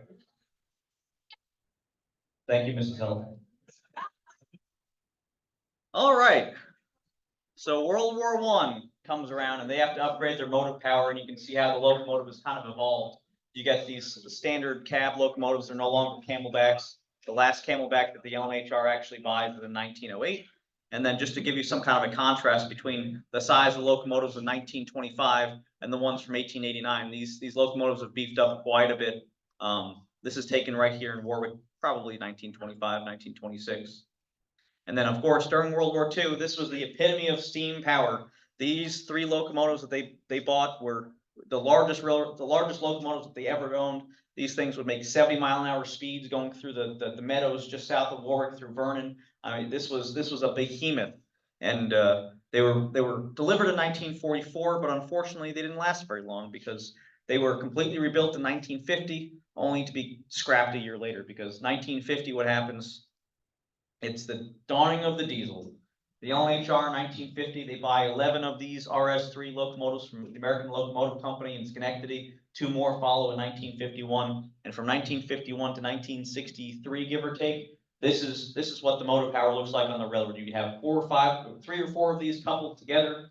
One locomotive engineer modulating the throttle would copycat each locomotive behind that. So basically, he took 3 locomotives and he combined them into the power of one. And the reason why steam goes out, I mean, the analogy I give people is, okay, you start your car in the morning, you know, what time do you get up and what time do you start your car? Well, unless you get up 4 hours before you have to go to work and stoke the fire, get the thing hot. It's a huge process to get a steam locomotive started and keep it maintained. And the diesel was a no-brainer. And they followed up in 1963 with an order of eventually 9 of these Alco C420s, and these would be on the property until the very end. So what happened? 1974, the Poughkeepsie Railroad Bridge burns on a fire of maybe suspicious origins, or at least handling. At this time, basically what happens is the Pennsylvania Railroad and the New York Central merge. So now the LHR that had been previously forwarding traffic from one railroad to the next, well, when your railroad is owned by the same railroad on both ends, you know what they're going to do is going right around you, and that's what happened. So the traffic had been drying out, but of course, this was the final nail in the coffin. And April 1st, 1976, a sad day here in Warwick. That's the last. March 31st would have been the last day of operations for Lehigh and Hudson. You can see a small train here departing Warwick for the very last time. By the time that this crew ties up back here, they're going to be Conrail employees. So the LHR is the smallest of the 6 railroads that are merged into Conrail, and fortunately, 40 miles of the original 72 miles are still intact today. They're run and operate by the New York Susquehanna and Western. So let's take a little bit of a ride on the LMHR. Some of these locations should be somewhat familiar. So we're gonna start at a place called New Milford, which most people nowadays know as the other side of ShopRite. But it was a hamlet in the town of Warwick. Actually, this New Milford station, there was the hamlet of New Milford, they kind of built this up and away from the original hamlet, so they called this area New Milford Station. But what you're looking at right here, this is Covered Bridge Road, this is where it crosses the creek, and this is Onderdonk, and this is the extension of Covered Bridge Road. It kind of splits there this is Posselman Terraces right here, and this kind of road arrangement, you can see how it dipped down below the tracks and came back up. They would realign it, so now it goes across the tracks and then splits. This is what we would have been looking at from Covered Bridge Road, looking towards the creek. This is Onderdonk here. This is where it crossed. Again, not much in the way of crossing protection from all those trains we talked about coming through town. You really had to be careful with these crossings. This here would have been a grist mill. That's Bastion Terrace today? Yeah, exactly. That's Posselman Terrace today. Bastion Terrace is the foundation. Yep. And this hillside be cut back, and like I said, now the road comes across the tracks and then splits. This is another view looking up that same way. This is the corner of that grist mill, looking up towards Onderdonk. These photos were taken right here from the archives. And this is what it looks like now. So I think it was referenced, this is Posselman Terrace. This is where it crosses Covered Bridge Road, and this is Onderdonk. And if we're looking the opposite way, you can see this is the tracks, and this is where the New Milford station site would have been. So I like to do a lot of these before and after shots to show you that, you know, that the world of yesterday isn't necessarily gone. It's still here. It's just, you know, a little different. So this is the same view, maybe 1910. You can see the station's gonna be back behind here. Here's the freight house, here's the station. This is the Borden's condensery, and this is the way beyond the creek. And right, you saw it looks pretty similar to that, with a lot less trees though, back in the day versus nowadays. Where is this? This is New Milford. So where Covered Bridge Road crosses the railroad tracks, this would be Covered Bridge Road right here. And then if you look off into the distance, this is where the station site would have been. So Looking towards Warwick. yeah, you're looking towards Warwick. So timetable wise, they would have called that looking east towards Warwick, even though directionally you're looking north towards Warwick. So again, here's the freight house, here's the station. This is the local Conklin and Strong general store, essentially. They would have boxcars spotted there to transload goods. And this is the Borden's condensery back here, where they would have gotten basically boxcars of milk cans, and they would have turned it into condensed milk. And it was a very large operation. Look how open everything is here in this valley. No trees. This is the little depot that they would have had there in New Milford. Again, you wouldn't recognize this place today. It's all treed in. What's this dated from again, sir? This is probably 1916, I believe, 1916, 1917, this photo. Same with this one. This is looking at the freight house. You can see how they have this platform about even with the level of boxcar. You'd throw a plank across, and then you can take barrels or whatever and just roll them right into this freight house. So there isn't really a foundation to look for anymore, is there? I bet there would be. I think these are concrete piers right here. There's nothing. You look, Paul? Okay. And this is what I referenced earlier. This was the Borden's Condensed Milk Company. At one point, this employed 50 people, and you know, you notice a couple of them on this on the platform here, proudly displaying their white clothing. They would have, you know, they're all about sanitary conditions and stuff like that. They're handling milk, and part of the Borden's company, what they did was everything was in white to show how clean they were. So this was a postcard made from the picture. We're gonna go up the tracks a little bit, go towards Warwick, and their next location is gonna be a place called Baird's Farm. So if you don't know of this location, I highly suggest that you visit. Not all at once, because it's not a very large road, but this is one of my favorite places in the town of Warwick. It's just a beautiful farm. It's been owned by the Baird family, or the descendants of the Baird family, since the 1700s. And it looks, I could tear in this picture black and white, it would look exactly the same. And it never had a station, but it's really a beautiful place a lot of people take pictures down here of the Susquehanna trains coming through. Bob Benjamin, a friend of mine, he loves to take these shots. If you've been a member of these Facebook pages, We Are Warwick, and you know you're from Warwick, he'll post there all the time. This is where he's taking them from. It's just a beautiful, beautiful location. And whether the fog, the clouds, you know, nowadays you're only going to see about 2 trains each way per week. This is the road train. This is a crew that's based out of Binghamton. They'll take a train down on Monday, flip back on Tuesday, stay in a hotel, flip back on Tuesday, and they'll go between Binghamton and northern New Jersey, Little Ferry, Ridgefield Park. Of course, nowadays you'll only see 2 trains each week, but back in the day, you would have seen in an hour a lot of trains. So this is up the line a little bit at a place called Sanfordville. So this is where Sanfordville Road crosses up and over the tracks. Today it's a tunnel, like a culvert, but back in the day it would have been a wooden overpass. So this is just to give you an idea. This is an hour at Sanfordville, just standing here, August 16th, 1945. Here's a train coming eastbound. He's pulling into Warwick. When he clears up, you get the next westbound. He's going west. This is an 80 class steam locomotive built around 1917, 1918. Then he's followed by another westbound train. You can see again, here's all empties heading back into the industrialized regions. And of course, you catch the tail end of it here. Does anybody know what this little hangman's gallows looks like? What is this? Does anybody know? This is something called a telltale. So back in the days when the brakes on the cars used to be actually close to the top of the cars, you actually had a guy come out of the caboose, and if he had to set brakes, he had to climb up this ladder and jump from car to car, tying these wheeled handbrakes in order to apply the brakes. Well, if he's climbing from car to car and he's coming up to the bridge at Sanfordville, this telltale is going to tell him it's got ropes that hang down, and basically if he feels one of those ropes across his face or across his back, he knows to duck. So that's what this is, and it's called a telltale. And looking in the opposite direction, here's what they call a light power mover, a single locomotive, and he might be going down to help push another train or something like that, or who knows, rescue another train if one broke down. But this over here, this is the area where the high school is nowadays. Look at it, no trees, pretty clean, not a lot going on. This is today, or I should say Sunday. All these trees, if that was 1945, all these trees are younger than 1945, that's for sure. But the high school, the middle school, they're all off to the left here.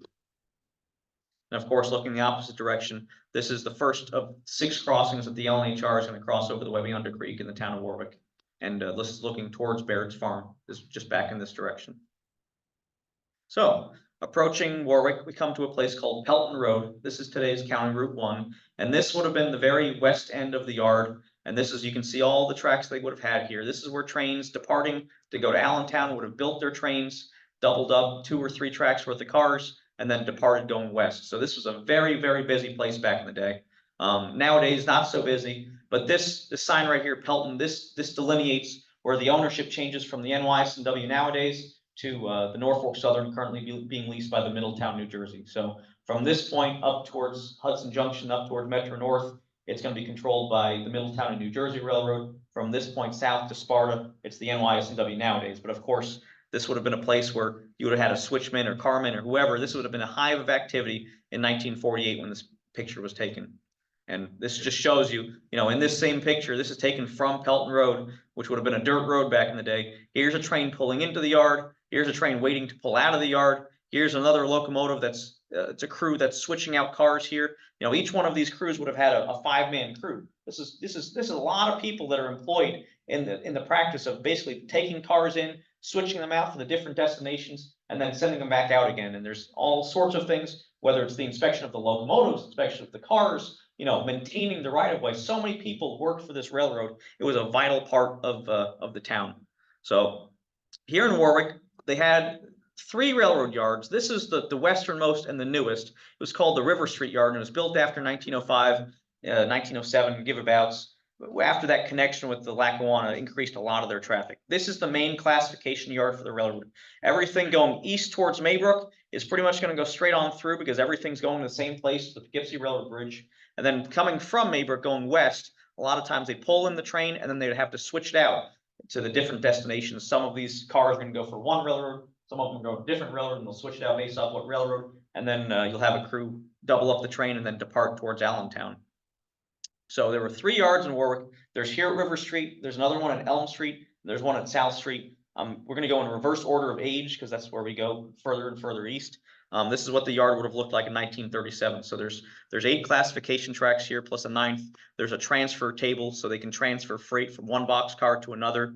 There's a turntable here, a large roundhouse. There's a storehouse, lumber shed. There's a machine shop here. There's all sorts of storage tracks. And then this right here would have been the coaling tower. And then this building right here, labeled as superintendent's office, this would have been the headquarters building. And that's still there today, and I'll show you that. So to keep track of where individual, where the comments of individual boxcars were gonna go. They have something called a waybill, so it's a literal waybill. This car is coming from this location, going to this location. Today, it's all done electronically, but you would have had a stack of waybills for each train saying, I've got these cars on the train, these are my waybills. When he pulled into a yard, he handed them to a yard master or to a clerk. He basically sorted them out and then said, okay, this boxcar goes to this track, this boxcar goes to this track, so on and so forth. They'd have the list, you'd send it out to the crew would switch it appropriately, and then they would go. You'd also have waybills that were posted to the side of the boxcars too. Just in case you lost a piece of paper, there's also posted to the side of the boxcar. So here's 1945. This is what, here's the village of Warwick. Here's the railroad yards, and this is what it would have looked like. A little bit different than nowadays. This is really a working class town. This is long before the days of the overpriced restaurants and mutant farmhouses. This is really a working town. And this is not so long ago. This is 1945. This is the coaling tower. I'll show you some of the features here. Here's the turntable. Here's the roundhouse. Here's the machine shop, storehouse, lumber shed, coaling tower, headquarters building. This here is House Street. Here's Van Buren Street. These are going to be the Elm Street yards. This is West Street going out towards County Route 1 nowadays. They would have also had another access road that goes from essentially the yards here over a little bridge, like a little private road that there's still some traces nowadays. But this is what I can capture with my 1945 drone. We'll just get a question in the back. Is it true that where the turntable is back then is now where yesterday's new restaurants? We'll get to that. We'll get to that. That's tomorrow. So here we are again in the 1960s. It's still pretty rural here. You can see the roundhouse is gone. That leaves it's gone right after the end of steam. This is in the diesel days. You can see the coaling tower has been replaced by fueling tanks here. This is a 1957 aerial. You can really see in the snow. Here's the railroad yards. You can see cars staged here. Not a lot of business. It's a quiet day, I suppose, when they went up in the plane. But it's still a busy place, and it's a huge footprint in the town of Warwick. The village line is about here. Is Jones Chemical real close to where? Yes. So what you're looking at today, this is Jones Chemical. The turntable's gone. All the yards are gone. All you find today is just a single track coming through, which is now the main line. There's a runaround track to use for interchange to set cars out and pick cars up. And then Jones Chemicals is in here, and they've got a couple of tracks left, and that's it. The headquarters building is still there. We'll go through a little bit more of this, but this is the Warwick Country Club is here. This is, I believe, the former Rayner Farm, and this is Pelton Road, which we now call County Route 1A. So back in the day, this is again a hive of activity. This is the back of the roundhouse.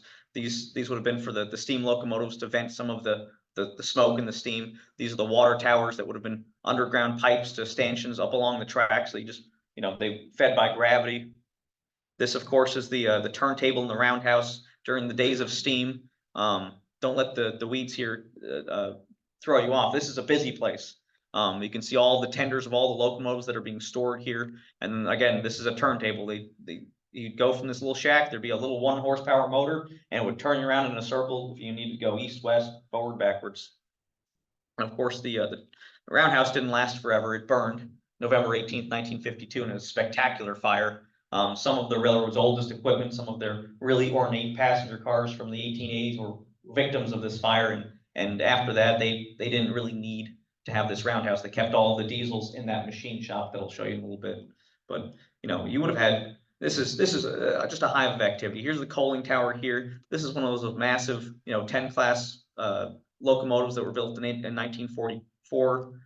This is what the yards would have looked like during a 1937 fan trip. You can see all the people walking around. You can't do that nowadays. But this would have been a fan trip that would have been sponsored by a historical society or a railroad society, and it would allow people to go down there and take pictures of all the trains. This, of course, still exists today. This is the headquarters building. I want you to notice something. This is the front of the building. The front of the building faces the tracks. It does not face the parking lot. So if you drive down River Street today, you don't see this, you see the back of the building, because this is where the showcase is. It's towards the tracks.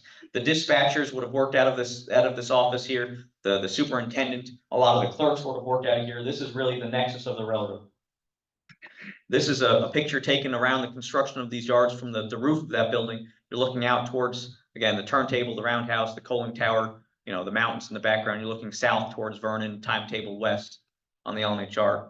This is around the transition from steam to diesel. You can still see steam in the yard. Here's your machine shop here. It's a rather large building. And again, there's all sorts of different ancillary buildings. There's a hose shack where you can keep hoses. There's an oil house. There's there's an ash pit here. There's all sorts of things in this railroad yard that goes into functioning, for keeping these steam locomotives running because they're just so labor intensive.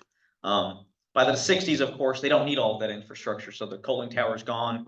The roundhouse, the turntable, they're all gone. And they're keeping the locomotives in this machine shop here. Of course, you can't go, don't try to go in there nowadays. It is extremely safety secure site.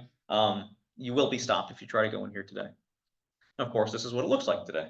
This is from basically the same viewpoint. This is looking at what used to be the yards. This is would have been the coaling tower would have been about here. You can't even see the turntable roundhouse. And then this building still exists. It was built around 1907, give or take, and it still exists. It's been covered over in sheet metal. It doesn't have those beautiful windows like you would have seen back in the day. But this would have been a very busy place, and you would have been it employed machinists and other people to service these locomotives. And you can see them here. This is taken again from the headquarters building looking into the shops. There's that building again. And this building also still exists because this is 2014. You can see just out in the fog there, that's the same building. And again, not much remaining here, just a simple set out track so the M&J and the NYS&W can interchange cars back and forth to each other. So another couple of shots. These are I just love the scenes here. Yeah. I mean, imagine walking down there today and just watching all these trains come through. It would have been exciting to say the least. This is another shot. Again, you're looking at the yards. Everything you see from here over about here, this would have been where your yards were, and they're all gone, all trees. It's like a forest there. This is looking the opposite direction. This would have been the east yard throat, where you would have switched out cars from the east end using a ladder of tracks with all these switches. It's all treed in, it's all gone. We're going to cross over this bridge, and then we're going to go to the Elm Street yards. Again, this is River Street, turns into House Street across the creek there. And then these are the Elm Street yards. So these, after they built the line west of Warwick after 1880, they established the Elm Street yards as their main shops. Of course, they were inadequate in 1905, 1906, 1907. They built the yards on River Street. But again, you've got a turntable, roundhouse, machine shop, another engine shed here. By 1957, though, most of this is gone. In the 1930s, they consolidated operations to River Street, and a lot of the tracks here were ripped up. You had a feed and grain silo here. You had the paint shop, which was the last surviving building.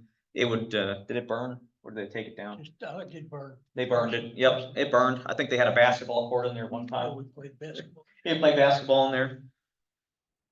So a bird's eye view from 1887, you can see there's just a little bit of, it doesn't look too happening here. 1923, there's a lot going on here. Again, here's West Street, here's Elm Street. This is Orchard Street here. Van Buren Street's right along the backside of this. And as somebody mentioned earlier, yes, this is where yesterday will be opening, is right in this corner up by kind of where that paint shop was, I should say, in this corner. I don't think they built on top of the roundhouse. So this is that turntable again. This is with locomotive number 1. There's the machine shop in the background. Again, turn of the century. You can see here's the back of that. It was actually a brick roundhouse. And then these houses back here should be on Van Buren Street. Another really early shot. This is a camelback locomotive, again, around the turn of the century coming through. He's heading westbound. Warwick is behind him. The River Street yards are this way. This is the machine shop here, and this is the back end of the turntable and the roundhouse. And this is looking in the opposite direction. So if I look this way, you can just make out this is the bridge that Elm Street crosses over the tracks, and then it crosses over the creek. And you can even see some passenger equipment because they're still running passenger at this time. Not the greatest shot because you're taken from the inside of a freight car. You can see this is an old freight car that they kind of turned into coal storage. But here's the way beyond the creek. Here's the Elm Street Bridge, and this is where it crosses Elm Street. Over here is now where the car wash is. This is taken from approximately where the car wash is today, looking into the Elm Street yards. This is a 1908 built locomotive, and this is the machine shops back here. Culvert is still there. And the culvert is still there. This is taken a little bit later on. Again, you can still see some passenger equipment. This is probably 1920s. Again, you can pick out the machine shop. And then, well, later on, like I said, in the 1930s, they kind of tore up a lot of the tracks through here. And they kept maybe one or two, but it's kind of like a field. And it would stay that way for a long, long time, and pretty much until whenever yesterday's opens, is the next time there's a building built there. And this is what it looks like nowadays. There's that culvert that Marty was referencing, and this is what the Elm Street yards used to, this is where they were. So looking in the opposite direction, this is looking into Warwick. You know, this is a picture I took maybe 10, 15 years ago. And even in the 10, 15 years since I took this picture, you can see how everything's kind of changed. There was the feed and grain. This building was torn down. This poor whistle post, what this means is W2X. That means whistle twice for multiple crossings. And it's sort of been leaning over in the years, and eventually gravity will claim it, I'm sure.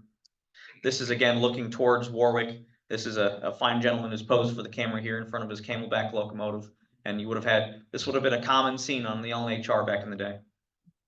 This is not so common. This is the 1903 pumpkin flood. This is Elm Street, believe it or not. This is where the car wash is nowadays, and this is, you can see all the different tracks here inside the Elm Street yards. It was busy at one time, and this is before River Street was built. This was the main shops and yards for the railroad. This is another 1937 flood. Floods are a common theme here. This is taken from the tracks looking towards where C&D Bagels and the dry cleaners, that strip mall. That's what this was a garage here. Was that Stidworthy's or was that? No, this was a school bus garage School bus garage. There you go. Thank you, Marty. until 1964, I think. Until 64. So this is now where that strip mall is. This is, snowstorm. This is that feed and grain mill. You can see the weight of the snow has kind of crushed the roof here. It's sitting on top of the on top of this coal hopper, because they would have taken coal up this trestle and dumped coal from the bottom of this hopper to get distributed around town. In the background, some things of note. This right here would have been the Oakland Theater. That's where Burger King is nowadays. Some of these other buildings are still intact, but we'll go into the village here a little bit. A nice aerial shot from the 1960s. Here's Elm Street. This building, of course, is still there. The architectural firm really redid this place. I'd say they saved it. This building is gone here. Again, this is West Street. This is the old Episcopalian or Presbyterian? Baptist. The New School Baptist, I believe. New school. Here's Main Street, Oakland Avenue. Here's the last bridge going into town. Here's the school bus. And here's the school buses. Yeah. Good catch. Yeah. We saw it called Town of Center. So here's the village of Warwick. If you'll notice, if you have any confusion, it's spelled out right for you there. It says Warwick on top of what's now Cafe a la Mode. But there's actually a purpose to this sign. Back in the early days of aviation, the way that the pilots would actually navigate was by the railroad lines, and they'd follow the railroad lines from place to place, and they would paint stuff like signs like "You've now arrived in Warwick," and they take railroad maps with them when they flew to get from place to place. This is from Main Street. You're looking back towards Elm Street yards. This is again turn of the century.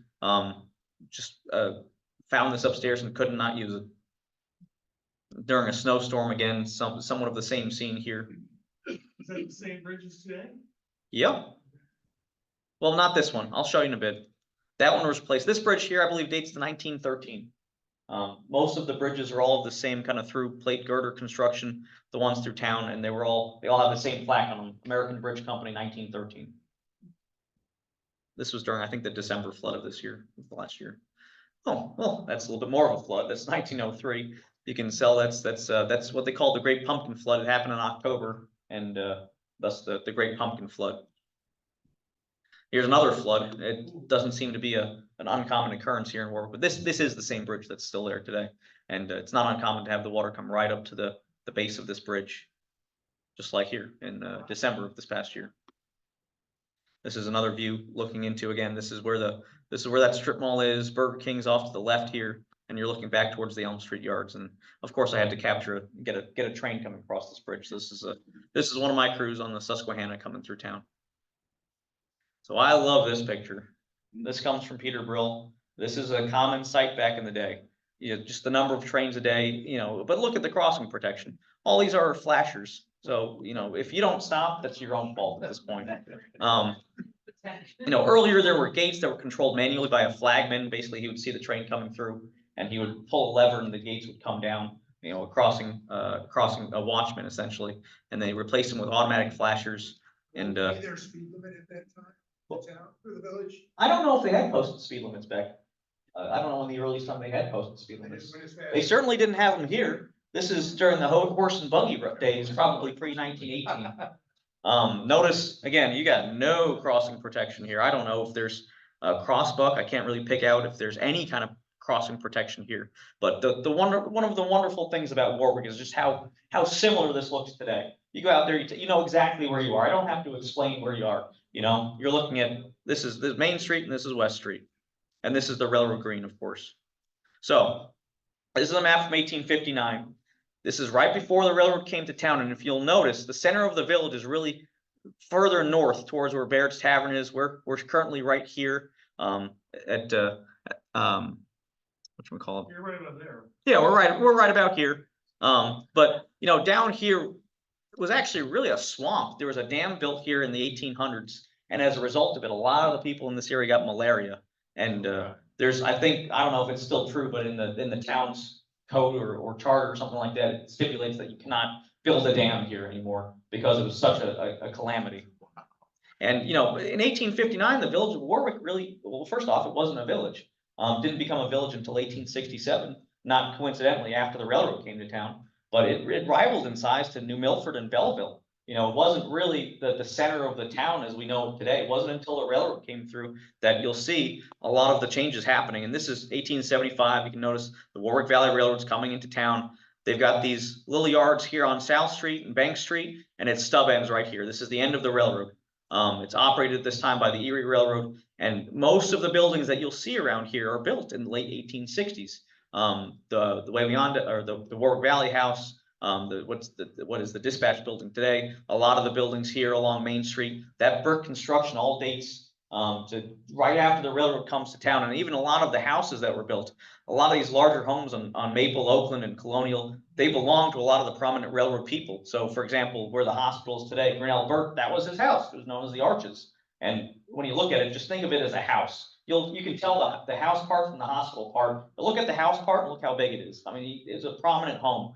But the doctor for the railroad, the lawyer for the railroad, the superintendent for the railroad, they all lived here in Warwick, and they had homes to show it. It brought a lot of money into this town. Of course, by 1903, the railroads extended and completed all the way down to Allentown. So it's now crossing. This is no longer the terminal of the railroad, but it's still used for a lot of the local services. So they call this the South Street Yard, essentially. This is what it would have looked like in 1957. Here's the passenger station right here. This is South Street coming across the yards. This would have been the freight house here, the storehouse here. There was a coal and lumber distributor here. Nowadays, it's all parking lots. So when you park your car on South Street, this would have been essentially the South Street Yards. This is a really early view of what Warwick would have looked like in the 1870s. It's under the operation of the Erie. This is an Erie locomotive under broad gauge coming into town. This is the National Hotel, which was of wood construction, the Demarest Hall. This is probably one of the earliest images we have, but we did find this one. It's pretty neat. This is Railroad Avenue. This is Railroad Avenue. This is the Demarest Hall. Nowadays, this is Grappa, and a couple other restaurants are in here. This building, this National Hotel, it's going to burn in 1887, and they're going to rebuild it in brick, and it's become the Demarest Hotel. It's a panoramic shot of some. Yeah, that's like two images that they spliced together, but it's incredible. I found this again. This was upstairs here in their archives. I think they had cameras that actually do a exposure. Like Yes. A sweep exposure. You'll see a lot of those. It was a popular technique, and like around this time, this is probably maybe 1880s or 90s. Before 1887 for sure, because this building burns. This is a 1890 shot. Again, this is Railroad Avenue. This is what they built here, is the Demarest Hotel. Beautiful building. It's a very prominent building that's still there today. This is another 1915 era shot. You're looking across the Railroad Green. Here's the 1911 built Warwick Auto Company, a couple other deliveries, Heinard Brothers, the Railroad Hotel. It looks just like this today. again in the 1930s. I referenced earlier those crossing gates. So these would have been manually operated by a guy in a little shanty. And when he saw a train coming, he'd pull a lever and the gates would come down. This here was the original station that was built by the Warwick Valley Railroad. It was a wood construction. If you'll notice here, this structure on top of the structure, this is what they called a purple martin house. So that was a bird that was meant to eat the mosquitoes. So even years and years after that dam was demolished, they were still worried about malaria in this area. So they kept birds and things like that to eat all the bugs and the critters that can get you sick. So they would eventually move this station, and it's going to show up in a couple other pictures. In 1893, they built, of course, the station that we know today, and this is home to Howard Hanna Realty today, a couple other different offices, and it's just a gorgeous station. It's a stone construction, probably locally sourced. Again, this is the probably 1950s, 60s. You can see this is the dispatch building here. This is the former Demarest Hall. I don't have to show any now pictures because it just looks right. It just looks like this. Again, here's the station. In the background, you can even see the Old School Baptist Meeting House. This is the railroad storehouse that still exists today as Peck's Winery. There's the freight house here. I can't read the sign, but I can guarantee it says "Keep off the grass." And notice that there's dirt roads here, dirt roads down Railroad Avenue. There's Sanford Coal and Lumber back here, which is a railroad customer. This is a little bit later on. You can still see, electric lighting has now come to the village. There's the roads are paved. And these trees have kind of, this has always been used as a park area. It's never been used as anything else, to my knowledge, at least. Another really rare shot. This is probably 1920s. You're looking from probably the dispatch building, looking down Railroad Avenue. You can see in the background, this is the Warwick Institute building. So this would have been the high school before, from 1893 up until I think the 20s.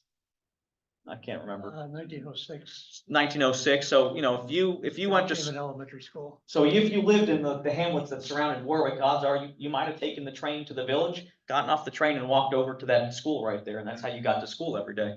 Again, the roads in the day weren't as good as the railroads, and that's why. What is there now? I'm sorry. What is there now where the Warwick Institute was? That's a. WPT.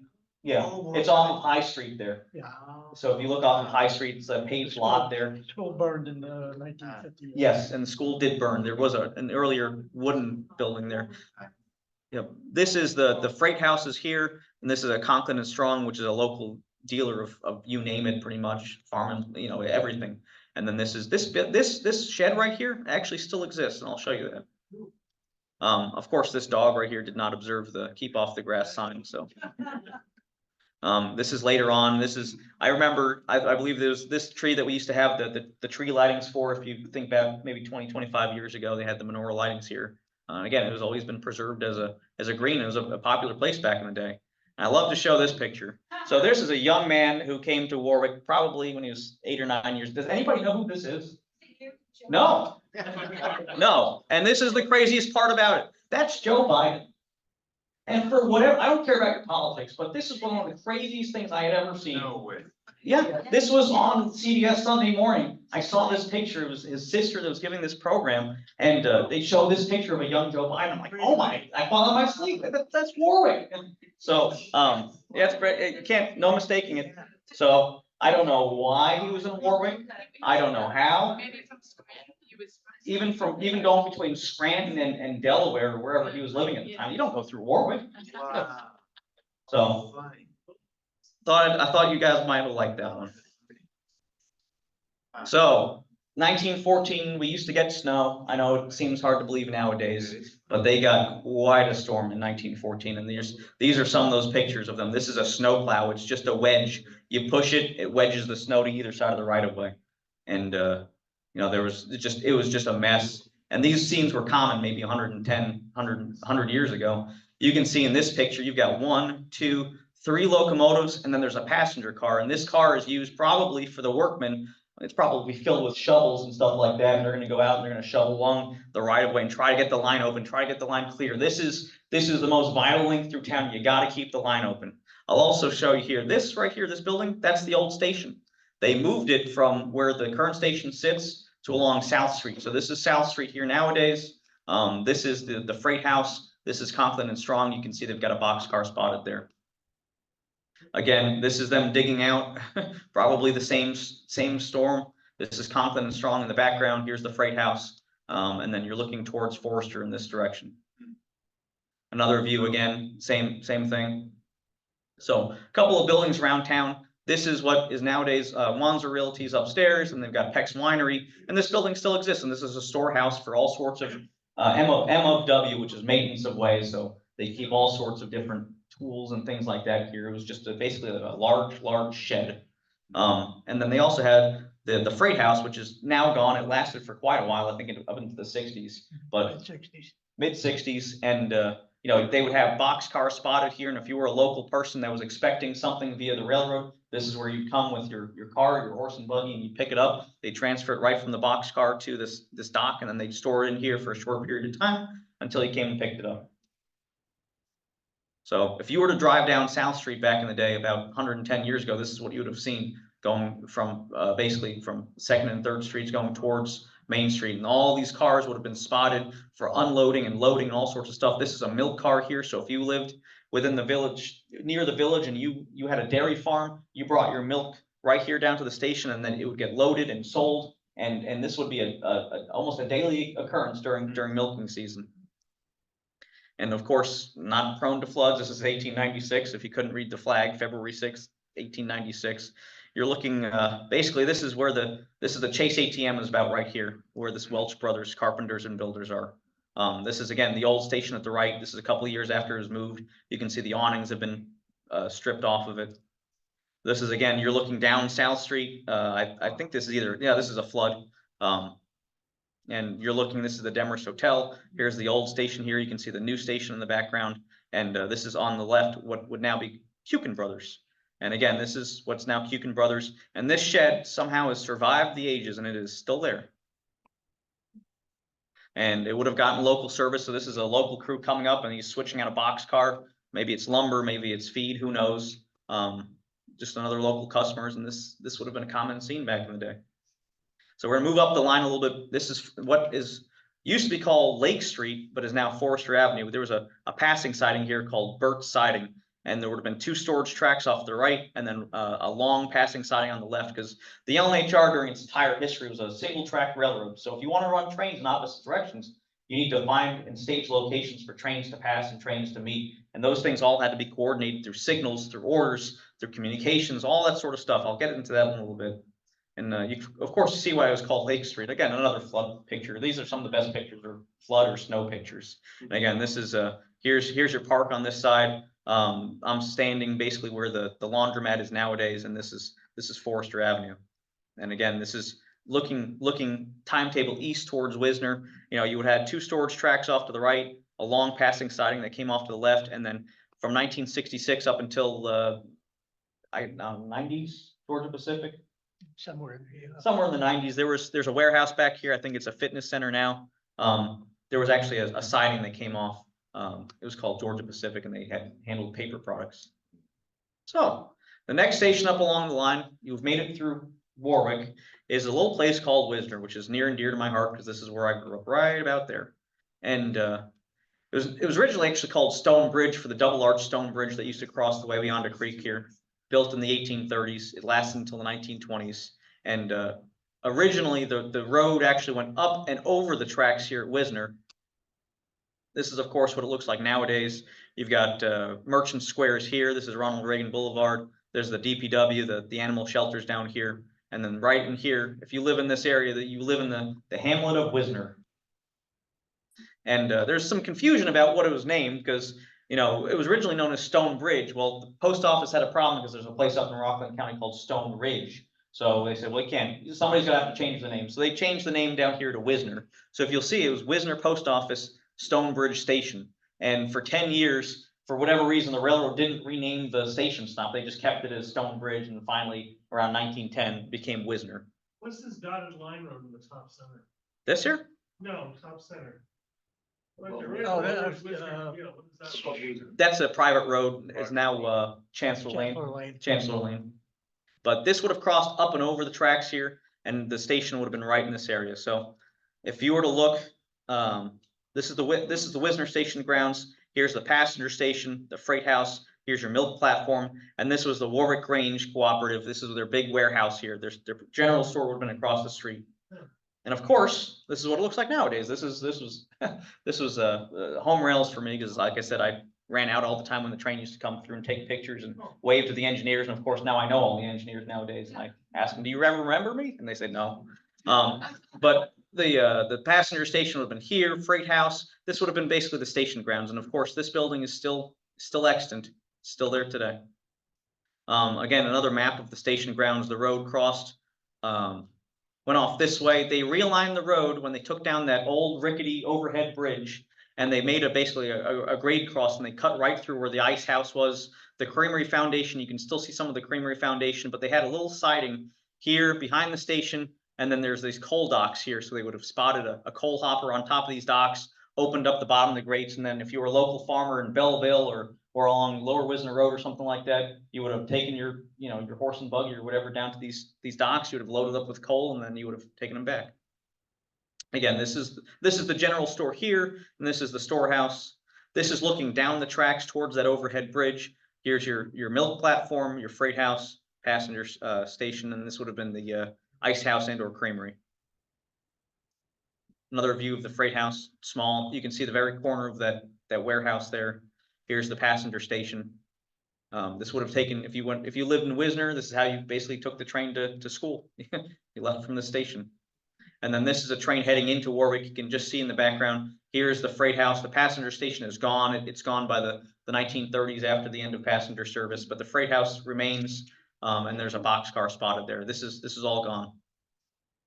This is another one of my favorites. This is from that overhead bridge. You're looking towards Sugarloaf here, but the train is heading into Warwick, and I love this photo. And this is locomotive number 93, and if you notice, that is the headlight right there, and that is the original headlight from that locomotive. So this is where I grew up. This is the locomotive that I have the headlight of. So I just love this picture, and you even have a friendly wave from the engineer. They let school buses go over that rickety bridge until like 1961 or 2. Right. I was on it. Yeah, no, it needed to be, and part of the Susquehanna, when they decided to create that through route in 1985, they were taking double stack container trains through Warwick. So a lot of these bridges had to be removed because the clearances with those double stack container trains, it just wasn't going to fit. So there was a rickety old bridge at Sanfordville. There was one here. There was one north of Sugarloaf at a place, or just south of Sugarloaf at a place called the Rose Crossing. Those were all taken down at least sometime before the 1980s. Well, When the Rudy, not train was Loaf. stuck Well, on Rudy, Main thank you. Street, you could get over that bridge, get around the train at Wisner. Yes, thank you. Was this the last train, Marty? This is the last day of operations. Again, you look at the size of the train. You've only got 3 or 4 cars here. He's heading back from either Gray Court or Maybrook if they're still in traffic. And then this is the opposite shot. So this is again one of those telltales still in place either then, but Wisner Road now cuts right through where this boxcar is. And some of these foundations are still there. And of course, this warehouse is still there. This is the switch stand. The switch would have came off and then would have gone right through this way. And we're just about 5 minutes to 9. Okay, I just want to suggest that if anybody has a few more questions, I want to make sure everybody gets a chance to. Yeah, I'm gonna keep rolling.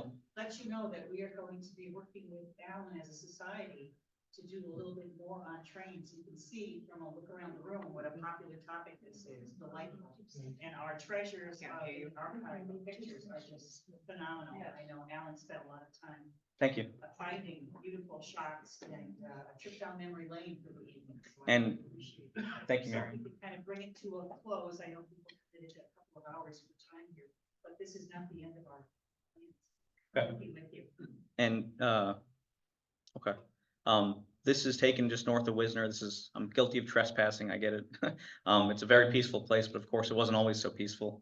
This is a November 10th, 1895 boiler explosion on one of the steam locomotives. Blew the steam locomotive clean off of its wheels, killed 4 people. This was between Wisner and State School. This is not a deadly wreck, but this shows pretty well what State School Road would have looked like. There was a gravel pit and a siding here. This was 1947. And of course, this is quite an event for the local people coming down. And of course, this is what it looked like in 2014. There's Mid-State Lumber back here. It burned. This locomotive, that's been now scrapped. So even since 2014, a lot of stuff has changed. The next station on the line was a place called Lake. And if you haven't heard of Lake before, you might have heard of Lake Station Road. So that would have been the station here. This is the last station in the physical town of Warwick. At the time, there would have been 5 houses, a creamery, a store, post office, and a school, and that would have been about it. This is a train coming through the semaphores here at Lake. This is 1950. And this is, again, this is maybe 1914. It's all open through here. You can see clear to, I think this is either Snake Hill or Brimstone Mountain. Sugarloaf Mountain is back behind here. This would have been the creamery and the ice house, and there was a little pond here for them to make ice. And you can even see one of those little conveyors, so they can take the ice right up from that little pond into the ice house. Looking in the opposite direction, this is looking back towards Warwick. This is the beginning of that long passing siding here at Lake. And of course, this is what it looks like nowadays. It's just all grown up. The station at Lake, this was an original Warwick Valley station. This is what the original board and batten station would have looked like. This is what they called team service. So this is, you bring your horse, you bring your cart, you pull it up to the boxcar, you load your stuff. The station agent collects all your information, and that's how you shipped your goods back in the day. You know, you would work with, you'd make arrangements for other farmers to all collectively share in one boxcar, and you would ship it out. This is the station that replaced it around 1905, another really early postcard shot. This is the station, this is the freight house, and this is Lake Station Road. The stations were all identical from Wisner, Lake, Sugarloaf, and East Chester, were all the same design. So all of these train routes, one way or another, would have eventually hooked into Manhattan in some way? All at the National Rail Network, it's all connected, unless you're stub-ended on both sides, and you can't don't go back and forth. Yeah, everything is connected to the National Rail Network, and it is that way today. This is Lake Station Road looking towards Kings Highway. Here's the station, here's the freight house. This right here is the Sims General Store and post office. Phil Sims, a good friend of mine, his grandfather was the postmaster here. That building still standing. Yep. Answered your question right there. It's there. It's leaning, but it's there. This you wouldn't even recognize that this used to be a little community. It was known as Lake. This came from one of his family's photo albums around 1914, very clearly showing, you know, this is the station, freight house. This is the general store back here. Just a couple houses, just a very small community. Just past Lake was actually the crest of a small grade here. I love this shot because it's kind of an action shot. He's heading towards Warwick. You can see the mountains in the background. This was all, like I said, always a single track railroad, and this is that long passing siding with which you can actually make meets and schedule stuff along the line.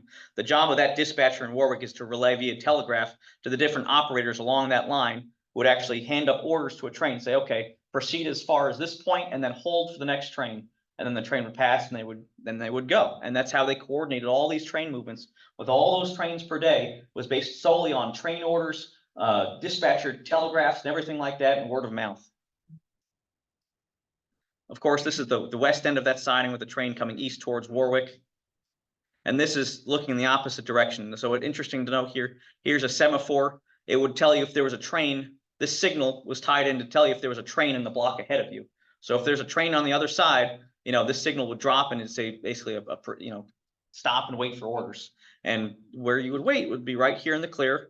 And this right here is a telephone box. So if you're going to stop at hold and, hey, stop at the west end of the lake and call me, dispatcher might tell you, stop at the west end of the lake. Here's a telephone box. The conductor, you know, whoever would get down, call the dispatcher. Yeah, I'm sitting here at Lake, and they're going to tell you, okay, you're going to see two westbounds, and then I'll take you east. And that's how they would coordinate things. So being a little bit of a grade, sometimes they would have to double head. It's quite mountainous through here. And this is taken from that LaRue's overpass looking towards Sugarloaf. This is Sugarloaf back here, and you would not recognize this scene today. All grown in with trees, as well as they're building on this Kings Highway bypass is over here. They're building what looks like a series of Montana ski lodges back here. But this looks completely different from nowadays. This is that rickety overhead bridge at LaRue's. Private crossing that picture was taken from. And then I love this series of photos. This is all open. These are all heading into Sugarloaf, just different years, different photographers, and different locomotives, but just a gorgeous sort of, you know, just a gorgeous photography location.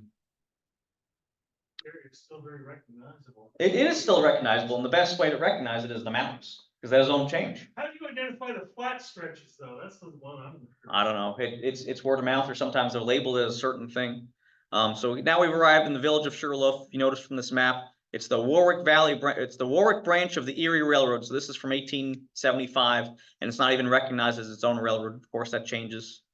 This is a circus train coming east towards Maybrook across Kings Highway. This is, you can recognize this hill in the background. I know the date of this photo. This is after August 3rd, 1901, because it's all draped in black. Grinnell Burt dies in 1901, and really he was the president, he was the founder of this railroad, and he was the president from its inception all the way until he died in 1901. And he was really the mover and the shaker, and it was, you know, it was a mournful day when he died. But this was a little siding right here in Sugarloaf. I'm standing right near where Kings Highway is.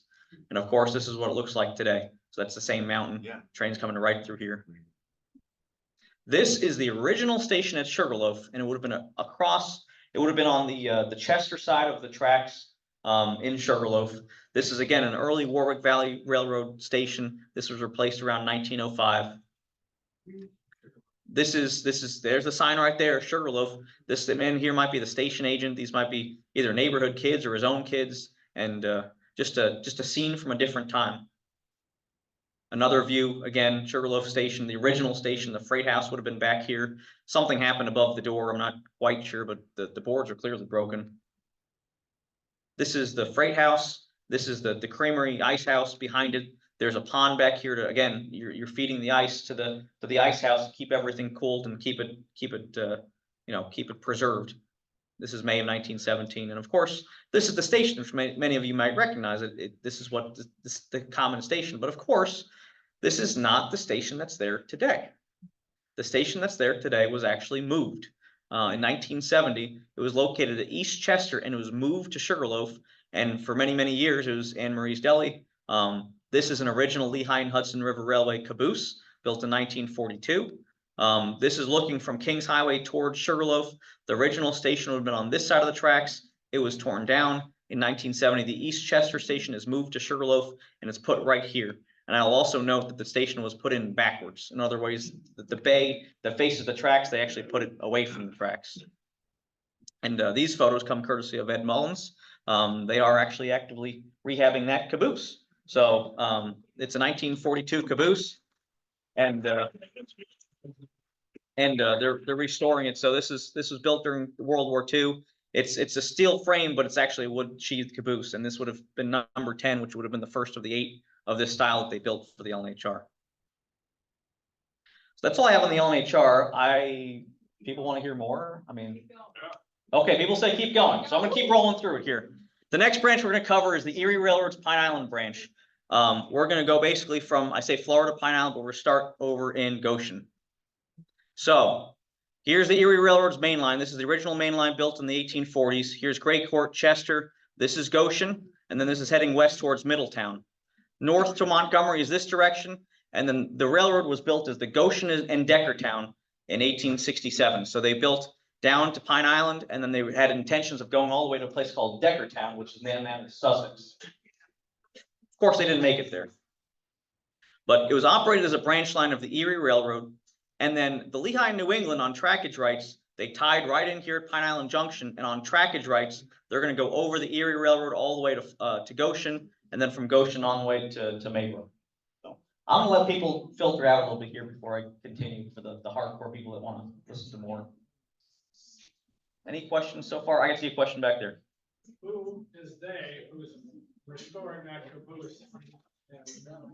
You just showed. I believe it's Ed Mullins who's restoring it. Right? Yeah, it's Yes. Yes, question. When is the next sequel?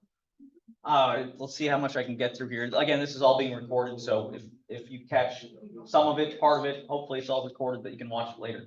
So I'm not ashamed if you leave. Only got a couple slides left.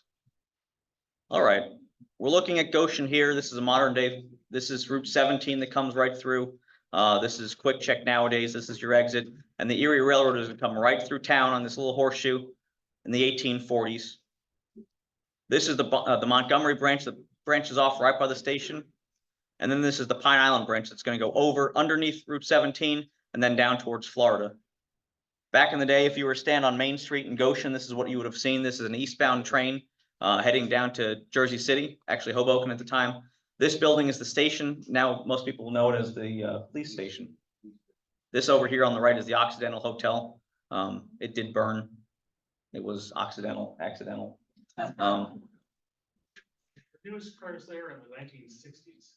What was that? The newest automobiles you saw in that picture of the 1960s. Yeah, this is September 22nd, 1964. This is looking from the back of a train towards the Goshen station. This is the westbound main. This is the eastbound main. This is the branch that goes up to Montgomery again. The Lehigh, New England is going to come in through here, cross over the main, and on trackage rights go on the Montgomery branch up to Maybrook. And this is a Lehigh, New England train coming down from Maybrook. This is a little splash of a color, but the locomotives are black and white. So the Lehigh, New England's got two main commodities, Portland cement and anthracite coal. Thus, they painted their locomotives black and white to help represent sort of what their core functions were. Even though this line that we're going to look at is owned by the Erie, maintained by the Erie, most of the trains that you're going to see is the Lehigh, New England. The local business is a very small part of the line. It's really the Lehigh, New England coming through on these trains coming from Pennsylvania, going to Maybrook again. It's a rival route to the LNHR, but it's late to the game, so it doesn't have quite as much business, but it's still got a very significant amount of business going to New England, and that's what you'll see with this Lehigh, New England. This is looking the opposite direction towards the freight yards in Goshen. Again, here's the main line here. The Montgomery branch is going to snake off to the right, and the Pine Island branch is going to branch off down this way. This is all apartments nowadays. So in 1960, Mr. Stellwagen, he actually got to ride the back of a caboose. This crew was based out of Middletown, and they serviced all the different industries along in Orange County on the Erie Railroad. And the way that they'd actually get to Pine Island, because there's no place to run around the train, is they'd actually shove. So they would actually shove caboose first. They'd ride the caboose and they would shove caboose first all the way to Pine Island, and they would pull back up engine first because there was no place to run around your train. So we're now leaving Goshen. This is the Pine Island branch. This is West Main Street crossing right here. And then through the caboose, you can see this is Route 17. He's about to cross underneath. Does anybody know where this is? If you're leaving Florida and you're going north towards Goshen, on the left-hand side where Pulaski Turnpike comes in, this is a farm called Brookfields, and the railroad went right through that area. And this is just a gorgeous shot because, of course, nowadays you can't see any of that. It's all taken up, and all these trees are really grown in. But further south, you can see this is another Erie crew. They're shoving towards Pine Island. This is Jessup Switch Road, and this is what is now Valley View Farm nowadays. And the railroad went right through this way. And of course, this is what it looks like now. Next station along the line would have been Florida. So of course, the Warwick town line is about here. It comes in, it snakes through on like a shepherd's crook coming through this way. It's going to come through and then head down towards Pine Island. This would have been James Street. This is Meadow, and this is Maple Street's right through this way. This would have been this is 1918. These are all the switches and all the things that are here in Florida. You've got a switch over to a Rowe Brothers Coal and Lumbers over here. You've got coal, cement over here. You've got a big creamery on this side. This is where the station was, right on Jane Street. You've got more, a lot of this is Rowe Brothers, and it's still that way today. And of course, it's curving right through Florida and heading right back out. So here's the railroad coming through across the Quaker Creek. It's going to cross Meadow Road right here, going to parallel Maple Street. This is where the station was, and then it's going to jet right back out of town. So here's the Lehigh, New England coming through town again. They're just coming through on trackage rights. They don't switch any of the local customers. This is Meadow Road in the background. This is January of 1959. This is looking the opposite direction, 1961. He's coming up out of Pennsylvania. He's heading to Maybrook, and these switches here are to the local Rowe Brothers Industries here to spot stuff like building products, cement, you name it. And this is what it looks like now. So the train would have came right through this way, and those switches would have came off, and this is, I believe it's still the same building. So if I'm standing on North Main Street, I'm looking towards the station grounds. Here's the station here. This is Jane Street. You can see some of the local, this is the Ice House Creamery. You can see all the different boxcars spotted here. This is really the commercial center of this part of Florida. Nowadays, you know, couldn't tell if there was a railroad through here, but it would have been right back behind here where this U-Haul is essentially. Here's the depot in Florida. It was, looks like it was brick here, but we'll get back to that. Here's a train coming through. Another side view of the station, and it's pretty clearly illustrated here. So, you know, office, waiting room, my desk is by this window. So evidently the man who wrote on this postcard worked at this station. Another view of the Florida station here. Again, this is James Street right here. There's a milk platform back here. You can even see some passenger cars. This is January 1959. This is again the Lehigh, New England coming through, heading towards Pennsylvania, coming out of Goshen and Maybrook. You know, notice the construction of the station looks like it's wood at this point. So they probably took the wood sheath and put it over the brick, if I were to guess. And notice that there's no crossing protection. This guy might be coming through town at 30 miles an hour, give or take. Yeah, if you're not careful, it's a dangerous place. And of course, here's our Erie Railroad. So I mentioned that the Lehigh, New England is just on trackage rights. It's the Erie that owns this branch, and it's the Erie that does all of the switching along the line. And it's even, you can even see the Erie Diamond right underneath the Florida station sign. It's a Florida hotel in the background. And that's the Florida Hotel in the background? Yep. Okay. You know, blind spots is created by that building. Yes. Using the road. Precisely. So here's that same train again that we're following. It's August 9th, 1960. And this guy's actually going in to pull a load of, or empty out of cement out of there. So even though this cement is going to originate on the Lehigh, New England in Portland, it's going to go all the way up to Goshen because the Lehigh, New England's going to go right past here. They don't have the rights to switch it. They're going to interchange it to the Erie, and then the Erie Railroad is going to come down here and actually switch out the local customers. So this Lehigh, New England boxcar would have came right through here on a Lehigh, New England train to Goshen, and then came right back down on an Erie train. Here's another view again, January 8th, 1959. This building, I was actually shocked. It's still there. This was part of the creamery. And of course, this is what it looks like nowadays. You can't even see that building, but I promise you it's still there. The station would have been about here, and this is James Street. Looking in the opposite direction, you can see for whatever reason, this side of the building didn't get that wood sheathing. It's still brick. Again, this is Roblox Brothers back here. And then this is a whole string of covered hoppers, likely cement coming out of Portland, Pennsylvania. So the next station down the line would have been a place called Big Island. Really not much to speak of in Big Island. There's a little stub track here. There's a small depot, and then there's basically an ice and milk station here.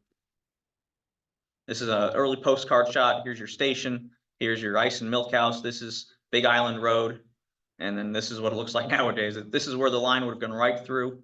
And this would have been the station site essentially right here where this tractor is parked. And there really wasn't much at Big Island.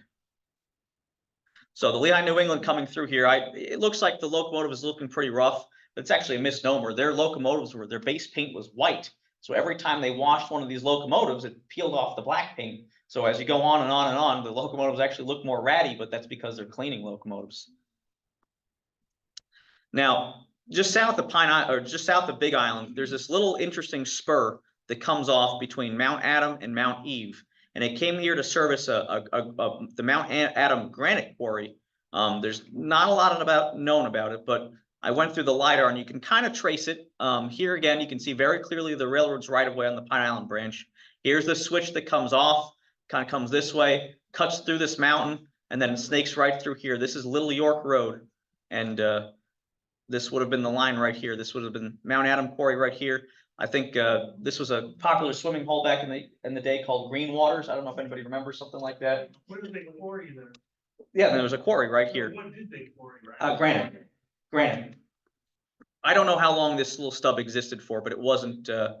Our quarry only lasted about 4 or 5 years. 4 or 5 years. Very short. Yeah, and this is quite a grade coming up here. So it had a very short life, but it's worth mentioning. And this is on Little York Road looking down towards the valley. I'm a little unsure. This is quite a grade. I don't know if a train could have made it up this way, whether or not it was a tramway or, maybe they had carts or something like that, and it just shows as a railway map. So that's another little question mark. So finally, we've made it to Pine Island Junction. So this train is going to diverge. This is where the Lehigh, New England is going to take its own trackage down towards the Delaware Water Gap. And this is where the Erie is going to go directly into the hamlet of Pine Island. This, of course, is the little shanty at Pine Island Junction. I don't know if you can read it, but it's like the station sign is bigger than the station itself. This wouldn't have been a station. This would have been just a shanty or a tool shed or something like that. This is looking in the opposite direction. Again, here's the Lehigh, New England. He's coming out of Pennsylvania. He's going to enter Erie trackage here at Pine Island Junction. And then this is the branch going into Pine Island proper. And then this is probably somebody's kid hanging out on the rail. This is what it looks like nowadays. Of course, this is down Jados Lane. I don't know how to pronounce it. This is, again, Lehigh, New England would have went this way. And the Erie going into Pine Island would have gone right through this building. Turned around again. Here's our job coming down from Middletown and Goshen. They've set their cars over to the Lehigh, New England main, and they're going to go just engine only into Pine Island to pull cars coming back out and put them add them to their train, and then they're going to go back engine first back to Goshen and back to Middletown. Another view, they're going into town here. This is right at Pine Island Junction. And then this is climbing up. It's a little bit of a grade into Pine Island itself. So just to give you an idea of where we are, this is Pine Island Junction. Lehigh, New England is going to go this way and disappear. And then this is the Erie's Pine Island branch. It's going to go into the little hamlet of Pine Island proper. It's going to cross Pulaski Highway here. And then it's going to come into the hamlet of Pine Island here. And this is this is County Route 1 right here. There's a little stub that goes to a turntable. There's another stub track here, but this is the end of the line for the Erie Pine Island branch. The small facilities, just a place to essentially load goods, receive shipments of coal and other goods. And the Lehigh, New England, they did not have rights into Pine Island. They only had rights from Pine Island Junction up to Goshen. I think that little diagonal slash right left of like right in the center, that's actually very visible north of town. This right here? Yeah, memory serves that's actually quite obvious if you're coming north out of Pine Island to Pulaski Highway, you can really see that right away. Yes, and that's the thing about the rails to the black dirt. I mean, most of these railroad beds are just used as farmers roads nowadays. Yeah. So the turntable would be right about where Panko is? Yes, the turntable would have been right across Pine Island or County Route 1, and that would have been right where yes. So where? The turntable, so that turntable would have been located right across County Route 1. So this is the creamery that was located in Pine Island. This is right on basically Pulaski Highway. This building, if anybody remembers it, this burned in a spectacular fire in about 2002, give or take. This is this is the Erie coming into town. This is Pulaski Highway, and this is what it essentially looks like nowadays. This is the Polish Legion is here, and this is looking back towards Florida, and this is looking now into Pine Island. This is going to be the station grounds, and the station is going to be right here. So this is the humble Pine Island station. It's a very classic looking American train station. It looks very open around this area. This is a different angle. You can notice the gentleman's still sitting here waiting for his train. And the high school is going to be up on this hill, built 1920s, give or take. This is 1956, and a lot of this online business dries up by the 1960s. So the Lehigh, New England, who utilized this line the most from Pine Island Junction to Goshen, they quit in 1961. October 31st, they're done. And after that point, this line is going to see almost no traffic, and it's going to be pulled up just a couple of years after that. So, if I'm a farmer in Pine Island, why am I going to drive to Pine Island, load onions, pay the railroad freight from Pine Island to Goshen, when I can just drive myself from Pine Island to Goshen and drop it off there? And then you start to figure, well, why don't I just drive to wherever I'm going and drop it off? So when you introduce rubber in the equation, usually the entire route includes rubber, because it's always going to be easier to just drive there directly rather than transload it 2 or 3 times from a truck to a rail car and then a rail car to a truck, have to pay the railroad. And that's why a lot of these that's why railroads don't work unless it's something a long haul or really bulk shipments that don't have to get there fast. And that's really a lot of what's happened in the railroad industry. So this is 1956. This is 1965. You can see the rails are gone. 1975, it's really kind of in rough shape. There's plants growing out of the building. 1983, the Pine Island sign is still there, at least at that point. Later on, of course, this eventually became Napa Auto Parts. I don't know what it was originally built as, but they built this sort of amendment to the station. And then, of course, nowadays it's a kids clubhouse preschool. So if you ever take your kids to, I worked there for a period of time. My mother was a preschool teacher for many, many years here, and it's well preserved as a station, and it's not quite used as a train station nowadays, but at least it's getting some use, and at least it's taken care of. Spot where it was originally when it was a railroad line, or is it moved? No, it's still in its original location. They would have had tracks on both sides of the building. One of those tracks would have gone across Pine Island Turnpike to that turntable that we referenced earlier. So we finally made it to the last railroad in this presentation, the Lehigh New England Railroad. We're gonna go from the state line to Pine Island Junction, and then we'll talk about the Pochuck Railroad and some of its branches. There's a little bit less here, so we're almost done. So generally, the Lehigh New England, it ran from the coal and cement regions in the Pennsylvania area, and that's the lion's share of their business. They built this line and extended it via trackage rights on the Susquehanna between Haynesburg Junction and Swartzwood, and then via trackage rights on the Erie from Pine Island Junction to Campbell Hall and then to Maybrook. This eastern end of the line was essentially to take their products that come out of the cement region, the coal, all of that sort of stuff, and just take it to Maybrook themselves rather than pay a different railroad to do it. So they're pretty late to the game. They're also the first ones to leave. They don't have quite the same route as the Lehigh and Hudson. The LNHR has got better grades. It's a little bit more forgiving. They don't handle as much bridge line traffic, taking traffic from one railroad to the other. They're mainly just taking the locally produced stuff to Maybrook to get to New England. So this is another good map here. Here's Pine Island Junction. Here's the Erie into Pine Island. And then the Lehigh New England's going to have their own trackage through a place called Wilcox, Glenwood Junction, and then Liberty Corners. And then this is the state line right here. This is a branch that went down to Glenwood, which I'm going to talk about here in a second. So this is a little bit better of a map that shows some of the current roads here today. This right here is County Route 1 coming through Pine Island. This is where it splits from Liberty Corners Road and goes off towards West Town and stuff like that. This is Liberty Corners Road through here. This is Oil City Road. This is what is today the Liberty Loop Trail, runs right on top of the right-of-way in New Jersey. And then you've got Owens Station Road down here, of course, was Owens Station. So Owens, Liberty Corners, Glenwood Junction, and Wilcox would have been on the main line. They also built this branch line that I'm going to talk about. I'm going to hold off on talking about it. So the first stop along the line was a place called Wilcox. If you don't know where this is, if you're leaving Pine Island and you're heading towards Port Jervis on County Route 1, you make the right where it turns off Liberty Corners and you go down this little hill, and that's right where the railroad tracks crossed. And this is a really rare scene from the Hurricane Diane in 1955. It's about the only picture I have of the Lehigh New England in this area. Of course, this is what it looks like nowadays. It would have came right across there. So whether you realize it or not, when you come across County Route 1, you're going right across the trackage, right through there. And most of this trackage, it follows Mission Land Road, which is right here. And this is the right of way. This is the railroad right here. A lot of it's been kind of taken away by some of the local farmers using the fill. A lot of this has also been realigned with the drainage districts that they have in this Round Land region. But the right of way is still very traceable, and you can drive right alongside it on Mission Land Road. This is where the station would have been at Liberty Corners on Oil City Road. I don't have any pictures of it. If anybody does, please let me know. And now we're going to talk about this last branch, the last part of the presentation. This is the branch to Glenwood. So in 1897, the Pochuck Railroad, which is controlled by the Lehigh New England, they build a branch to access the granite quarries here at Pochuck. Of course, Glenwood not looking to be left out of the equation. They say, well, can you extend your line to give us a little access to your railroad? And they do. And they build it from a place called Glenwood Junction up through this way, all the way to the Pochuck Quarry. In 1907, they built another extension over here to another quarry for limestone. It's later owned by Universal Atlas. And it's a lot of local stuff coming out of here. So, you know, the granite that comes out of Pochuck goes into the High Point Monument, allegedly went to William McKinley's mausoleum, other products locally. And it must not have been too successful because in 1927, the Lehigh New England petitions for abandonment for everything from here on down. So this railroad only existed for about 30 years.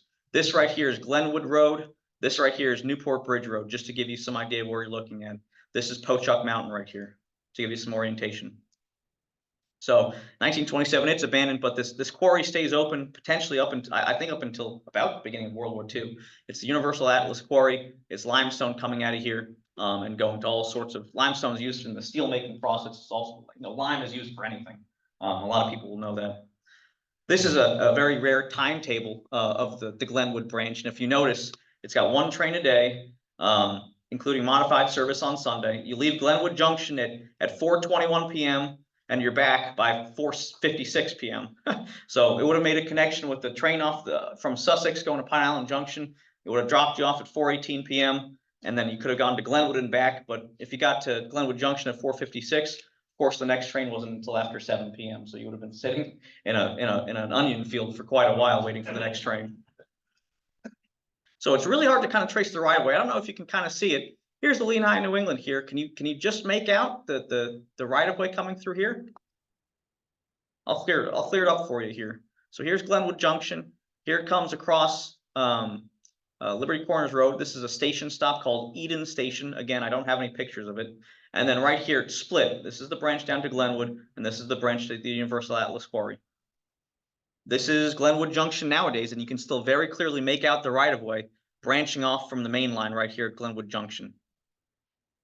The first station stop would have been a place called Eden. So welcome to Eden, New York, if you hadn't been there before. You can almost pretty clearly see the right-of-way curving through this way. I was told that this it's a natural spring here was, if you had a horse or something like that, this is where you can, get water for your horses. It's a Rudinsky farm. In the It's the background. Rudinsky farm in the background. This is looking the opposite direction. You're looking towards, you're looking away from Glenwood Junction. You're looking towards Newport Bridge Road here. And this is, of course, where it's split, a place called Alba Junction. I'm standing on Newport Bridge Road, and this is where it's split. One line going to the limestone quarry, and another line going towards Glenwood itself. So this is where, like right where this rock is where it's split. Now, how many people going across Newport Bridge Road would realize that they're crossing a railroad right of way? This is towards Alba Junction. It comes right across here and then over towards Glenwood. And it's quite a grade coming out of here. It climbs over 400 feet of elevation in a very short period. This is where you do have really intense grades, maybe even 4 up to 5%. It was not an easy ride. The locomotives had to be well watered before they head up that way because they need a full head of steam climbing up towards Pochuck and Glenwood. So we're going to follow the right of way down towards Glenwood. You can see it very clearly here. I'm tracing the line. You can see it coming down this way. And then this is the New Jersey border right here. This is what is nowadays Blue Arrow Farm. This is Glenwood Road. This should clear it up for you a little bit more. This is the line coming south that snakes through these hills. And then we're just on the other side of this New Jersey, New York state line. This is where the branch curved back up towards the Pochuck quarries here to quarry the granite. So the right of way through this area, you really can't tell. Paul Miller took a lot of these photos. Somebody must have known that this was a railroad because they have a little crossbuck there. But this is a railroad right of way. It's hard to tell, but this was used only for 30 years as a railroad. Some areas it's a little bit clearer. This is heading up towards the Pochuck quarry, and this would have been the end of the line up there at Pochuck. This is the stone loading dock. They would have actually, through cables and through towers, would have actually used almost like a tramway to get the stone from the top of the mountain down into the loading docks. And this is where they would have loaded that stone to go anywhere pretty much. And this was highly desirable granite. This is where they would have done it. Of course, this was the station down in Glenwood. This is not a great photo, but Glenwood was known actually for its peaches in its day. A lot of peach farms in that area. So a lot of local farmers would load peaches on boxcars. And like I said, this was a very small operation, didn't last very long, but it's a very interesting a footnote of history that this existed. And this station actually still exists. This is taken from basically 565 Glenwood Road, right near the Vernon High School, looking up this hill. And this is a private residence, but that's the Glenwood station. It still exists. And then this is, I'll mention briefly, this little branch, the Universal Atlas Quarry. You don't see in the topography, it's all mined out here. You wouldn't see this by looking, all the trees that kind of cover it, but it was owned by Empire Iron and Steel in 1907. Lime is an important component making steel. It gets sold in 1927, and by 1940s, they had mined over 1.3 million tons of limestone out of here. It employed 35 people in its day, and they were doing about 500 tons a day, give or take. So it was a significant source of business. This Pochuck Creek corridor? That's Pochuck Creek right here, and this is Glenwood Road. So right where Glenwood Road and Pochuck Creek meet is right where this little branch would have ended. And it lasted up until the 1940s, I've been told. So before we conclude, I'm going to go over a couple of what-if schemes, because there were some railroad schemes that were thought about that never really materialized. And the first one was right down there in that area. I mentioned that the Lehigh and Hudson and the Lehigh, New England, they were pretty much parallel railroads. And for a period of time, the Lehigh Coal Navigation Company around the turn of the century owned both. And they said, well, why are we running 2 railroads when we can put everything over one? So there was a scheme in the turn of the century to basically swing the Lehigh, New England over the Glenwood branch and connect it to the LNHR, where they're only about 5 miles apart here. And well, most of these schemes are only on paper. This one actually materialized. I don't know if you could see it, but right through here, they actually did some construction. There's a rock cut here, it crossed, and then it ended right about here. And that's as far as they got with that scheme. And you can see this dotted line shows you where the right of way would have been built. This never saw rails, this never saw a train. And of course, there's physical evidence of it. Newport Bridge Road, if you look down Pochuck Creek, you'll see these abutments sitting in the river. And these are abutments for a bridge that was never built, that was meant to connect the Lehigh and New England and the Lehigh and Hudson River. Never saw tracks, never saw a bridge, never saw a train. Does anybody know what this is? Yep. This is a snubbing post for a canal. This is what they would use on a canal to basically make turns. The rope would, you can even see the indentations of the grooves of this snubbing post. And this was placed here in Lewis Park, but Warwick missed out on the canal craze of the early part of the 19th century. Warwick, for whatever reason, they never built a canal. I mentioned that long, broad valley would have been perfect for a canal, but it was just never built. Another scheme that was built, that was thought of, was the Midland scheme. So the New York Oswego Midland, they build from Middletown and they're going to go up to Oswego, and they want their own way of getting into New York without having to deal with the Erie Railroad at the time. So they wanted to do the New York and Greenwood Lake, or the Greenwood Lake and Montclair, use their trackage to Greenwood Lake, and then they were going to build a tunnel underneath Belleville Mountain, cross the Warwick Valley at Stonebridge, and build their own right of way to Middletown. This was a scheme. The Panic of 1873 kind of puts this on the back burner. It's never built. They're never able to tunnel underneath Belleville Mountain. Too much shale. Too much shale. It wasn't going to work. But there was another railroad that wanted to build to the village of Greenwood Lake, and this was a scheme by a company called the North Jersey Rapid Transit Company. They wanted to take over the right of way of the former Sterling Mountain Railway Company. From basically, they were going to come up from Mahwah. They ran from Patterson to Mahwah, but they would come up from Mahwah, create a connection there at Sterlington, use the Sterling Mountain Railway all the way to Lakeville, and they were going to build almost what can be described as a roller coaster or a railroad up and over the mountain and then into Greenwood Lake. Obviously was never built. So the question I get all the time, am I for or against passenger service to Warwick? What do you think about it? And I tell them, opinion has absolutely nothing to do with it. It's just simple geography. It's just not feasible. It's not irony that the only two railroads that did cut through the mountains are still there. The former Erie through this way, and the Susquehanna through here.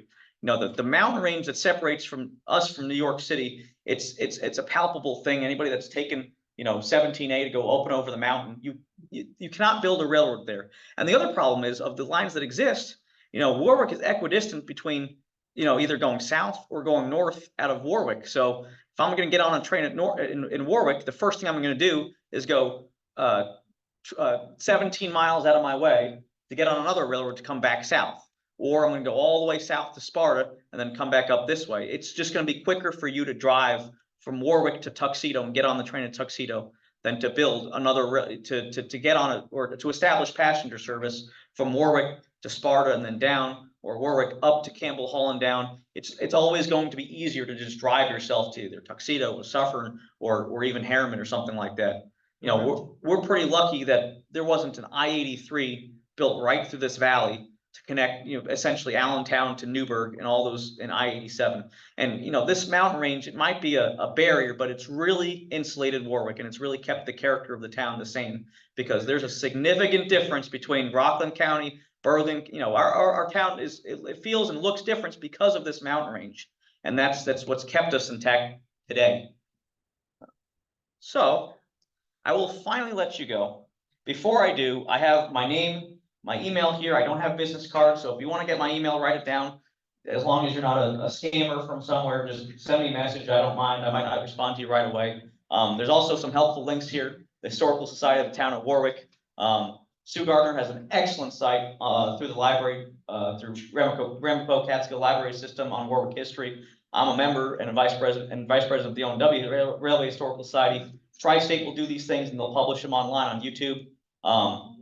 There's also a very active Facebook group on the Lehigh and Hudson River Railway that I'm a member of. And of course, Marty Felsner has his own site. So I love this town. I love its history. It's really important that this stuff is preserved. I don't do these talks to show off how much I know. I try to do these things to try to educate people, to try to get them interested. And hopefully, when you're driving around someday, you'll see what used to be a railroad. You'll see something that, maybe sparks your interest and you get interested. So, the person that leaves this planet, being the only person that knows something has failed as a historian. Your job as a teacher, as a historian or as a teacher, is to try to teach people and try to show people. So the fact that there's still this many people here, I think is a credit to the people's interest that, some of the stuff should be preserved. So that being said, that's all I have. Does anybody have any questions? 9:35. Just about, I think I predicted 9:35. Together and also things coming up on the train population. I do have two questions. Yeah, So there's this little railroad that's in Middletown. Middletown, New Jersey. No, Middletown, New York. It's called Middletown in New Jersey. Oh, okay. Yeah. So there's a pile of crossing guards. I got a hold of the guy one time to get back if they would sell one or if I could take, never did.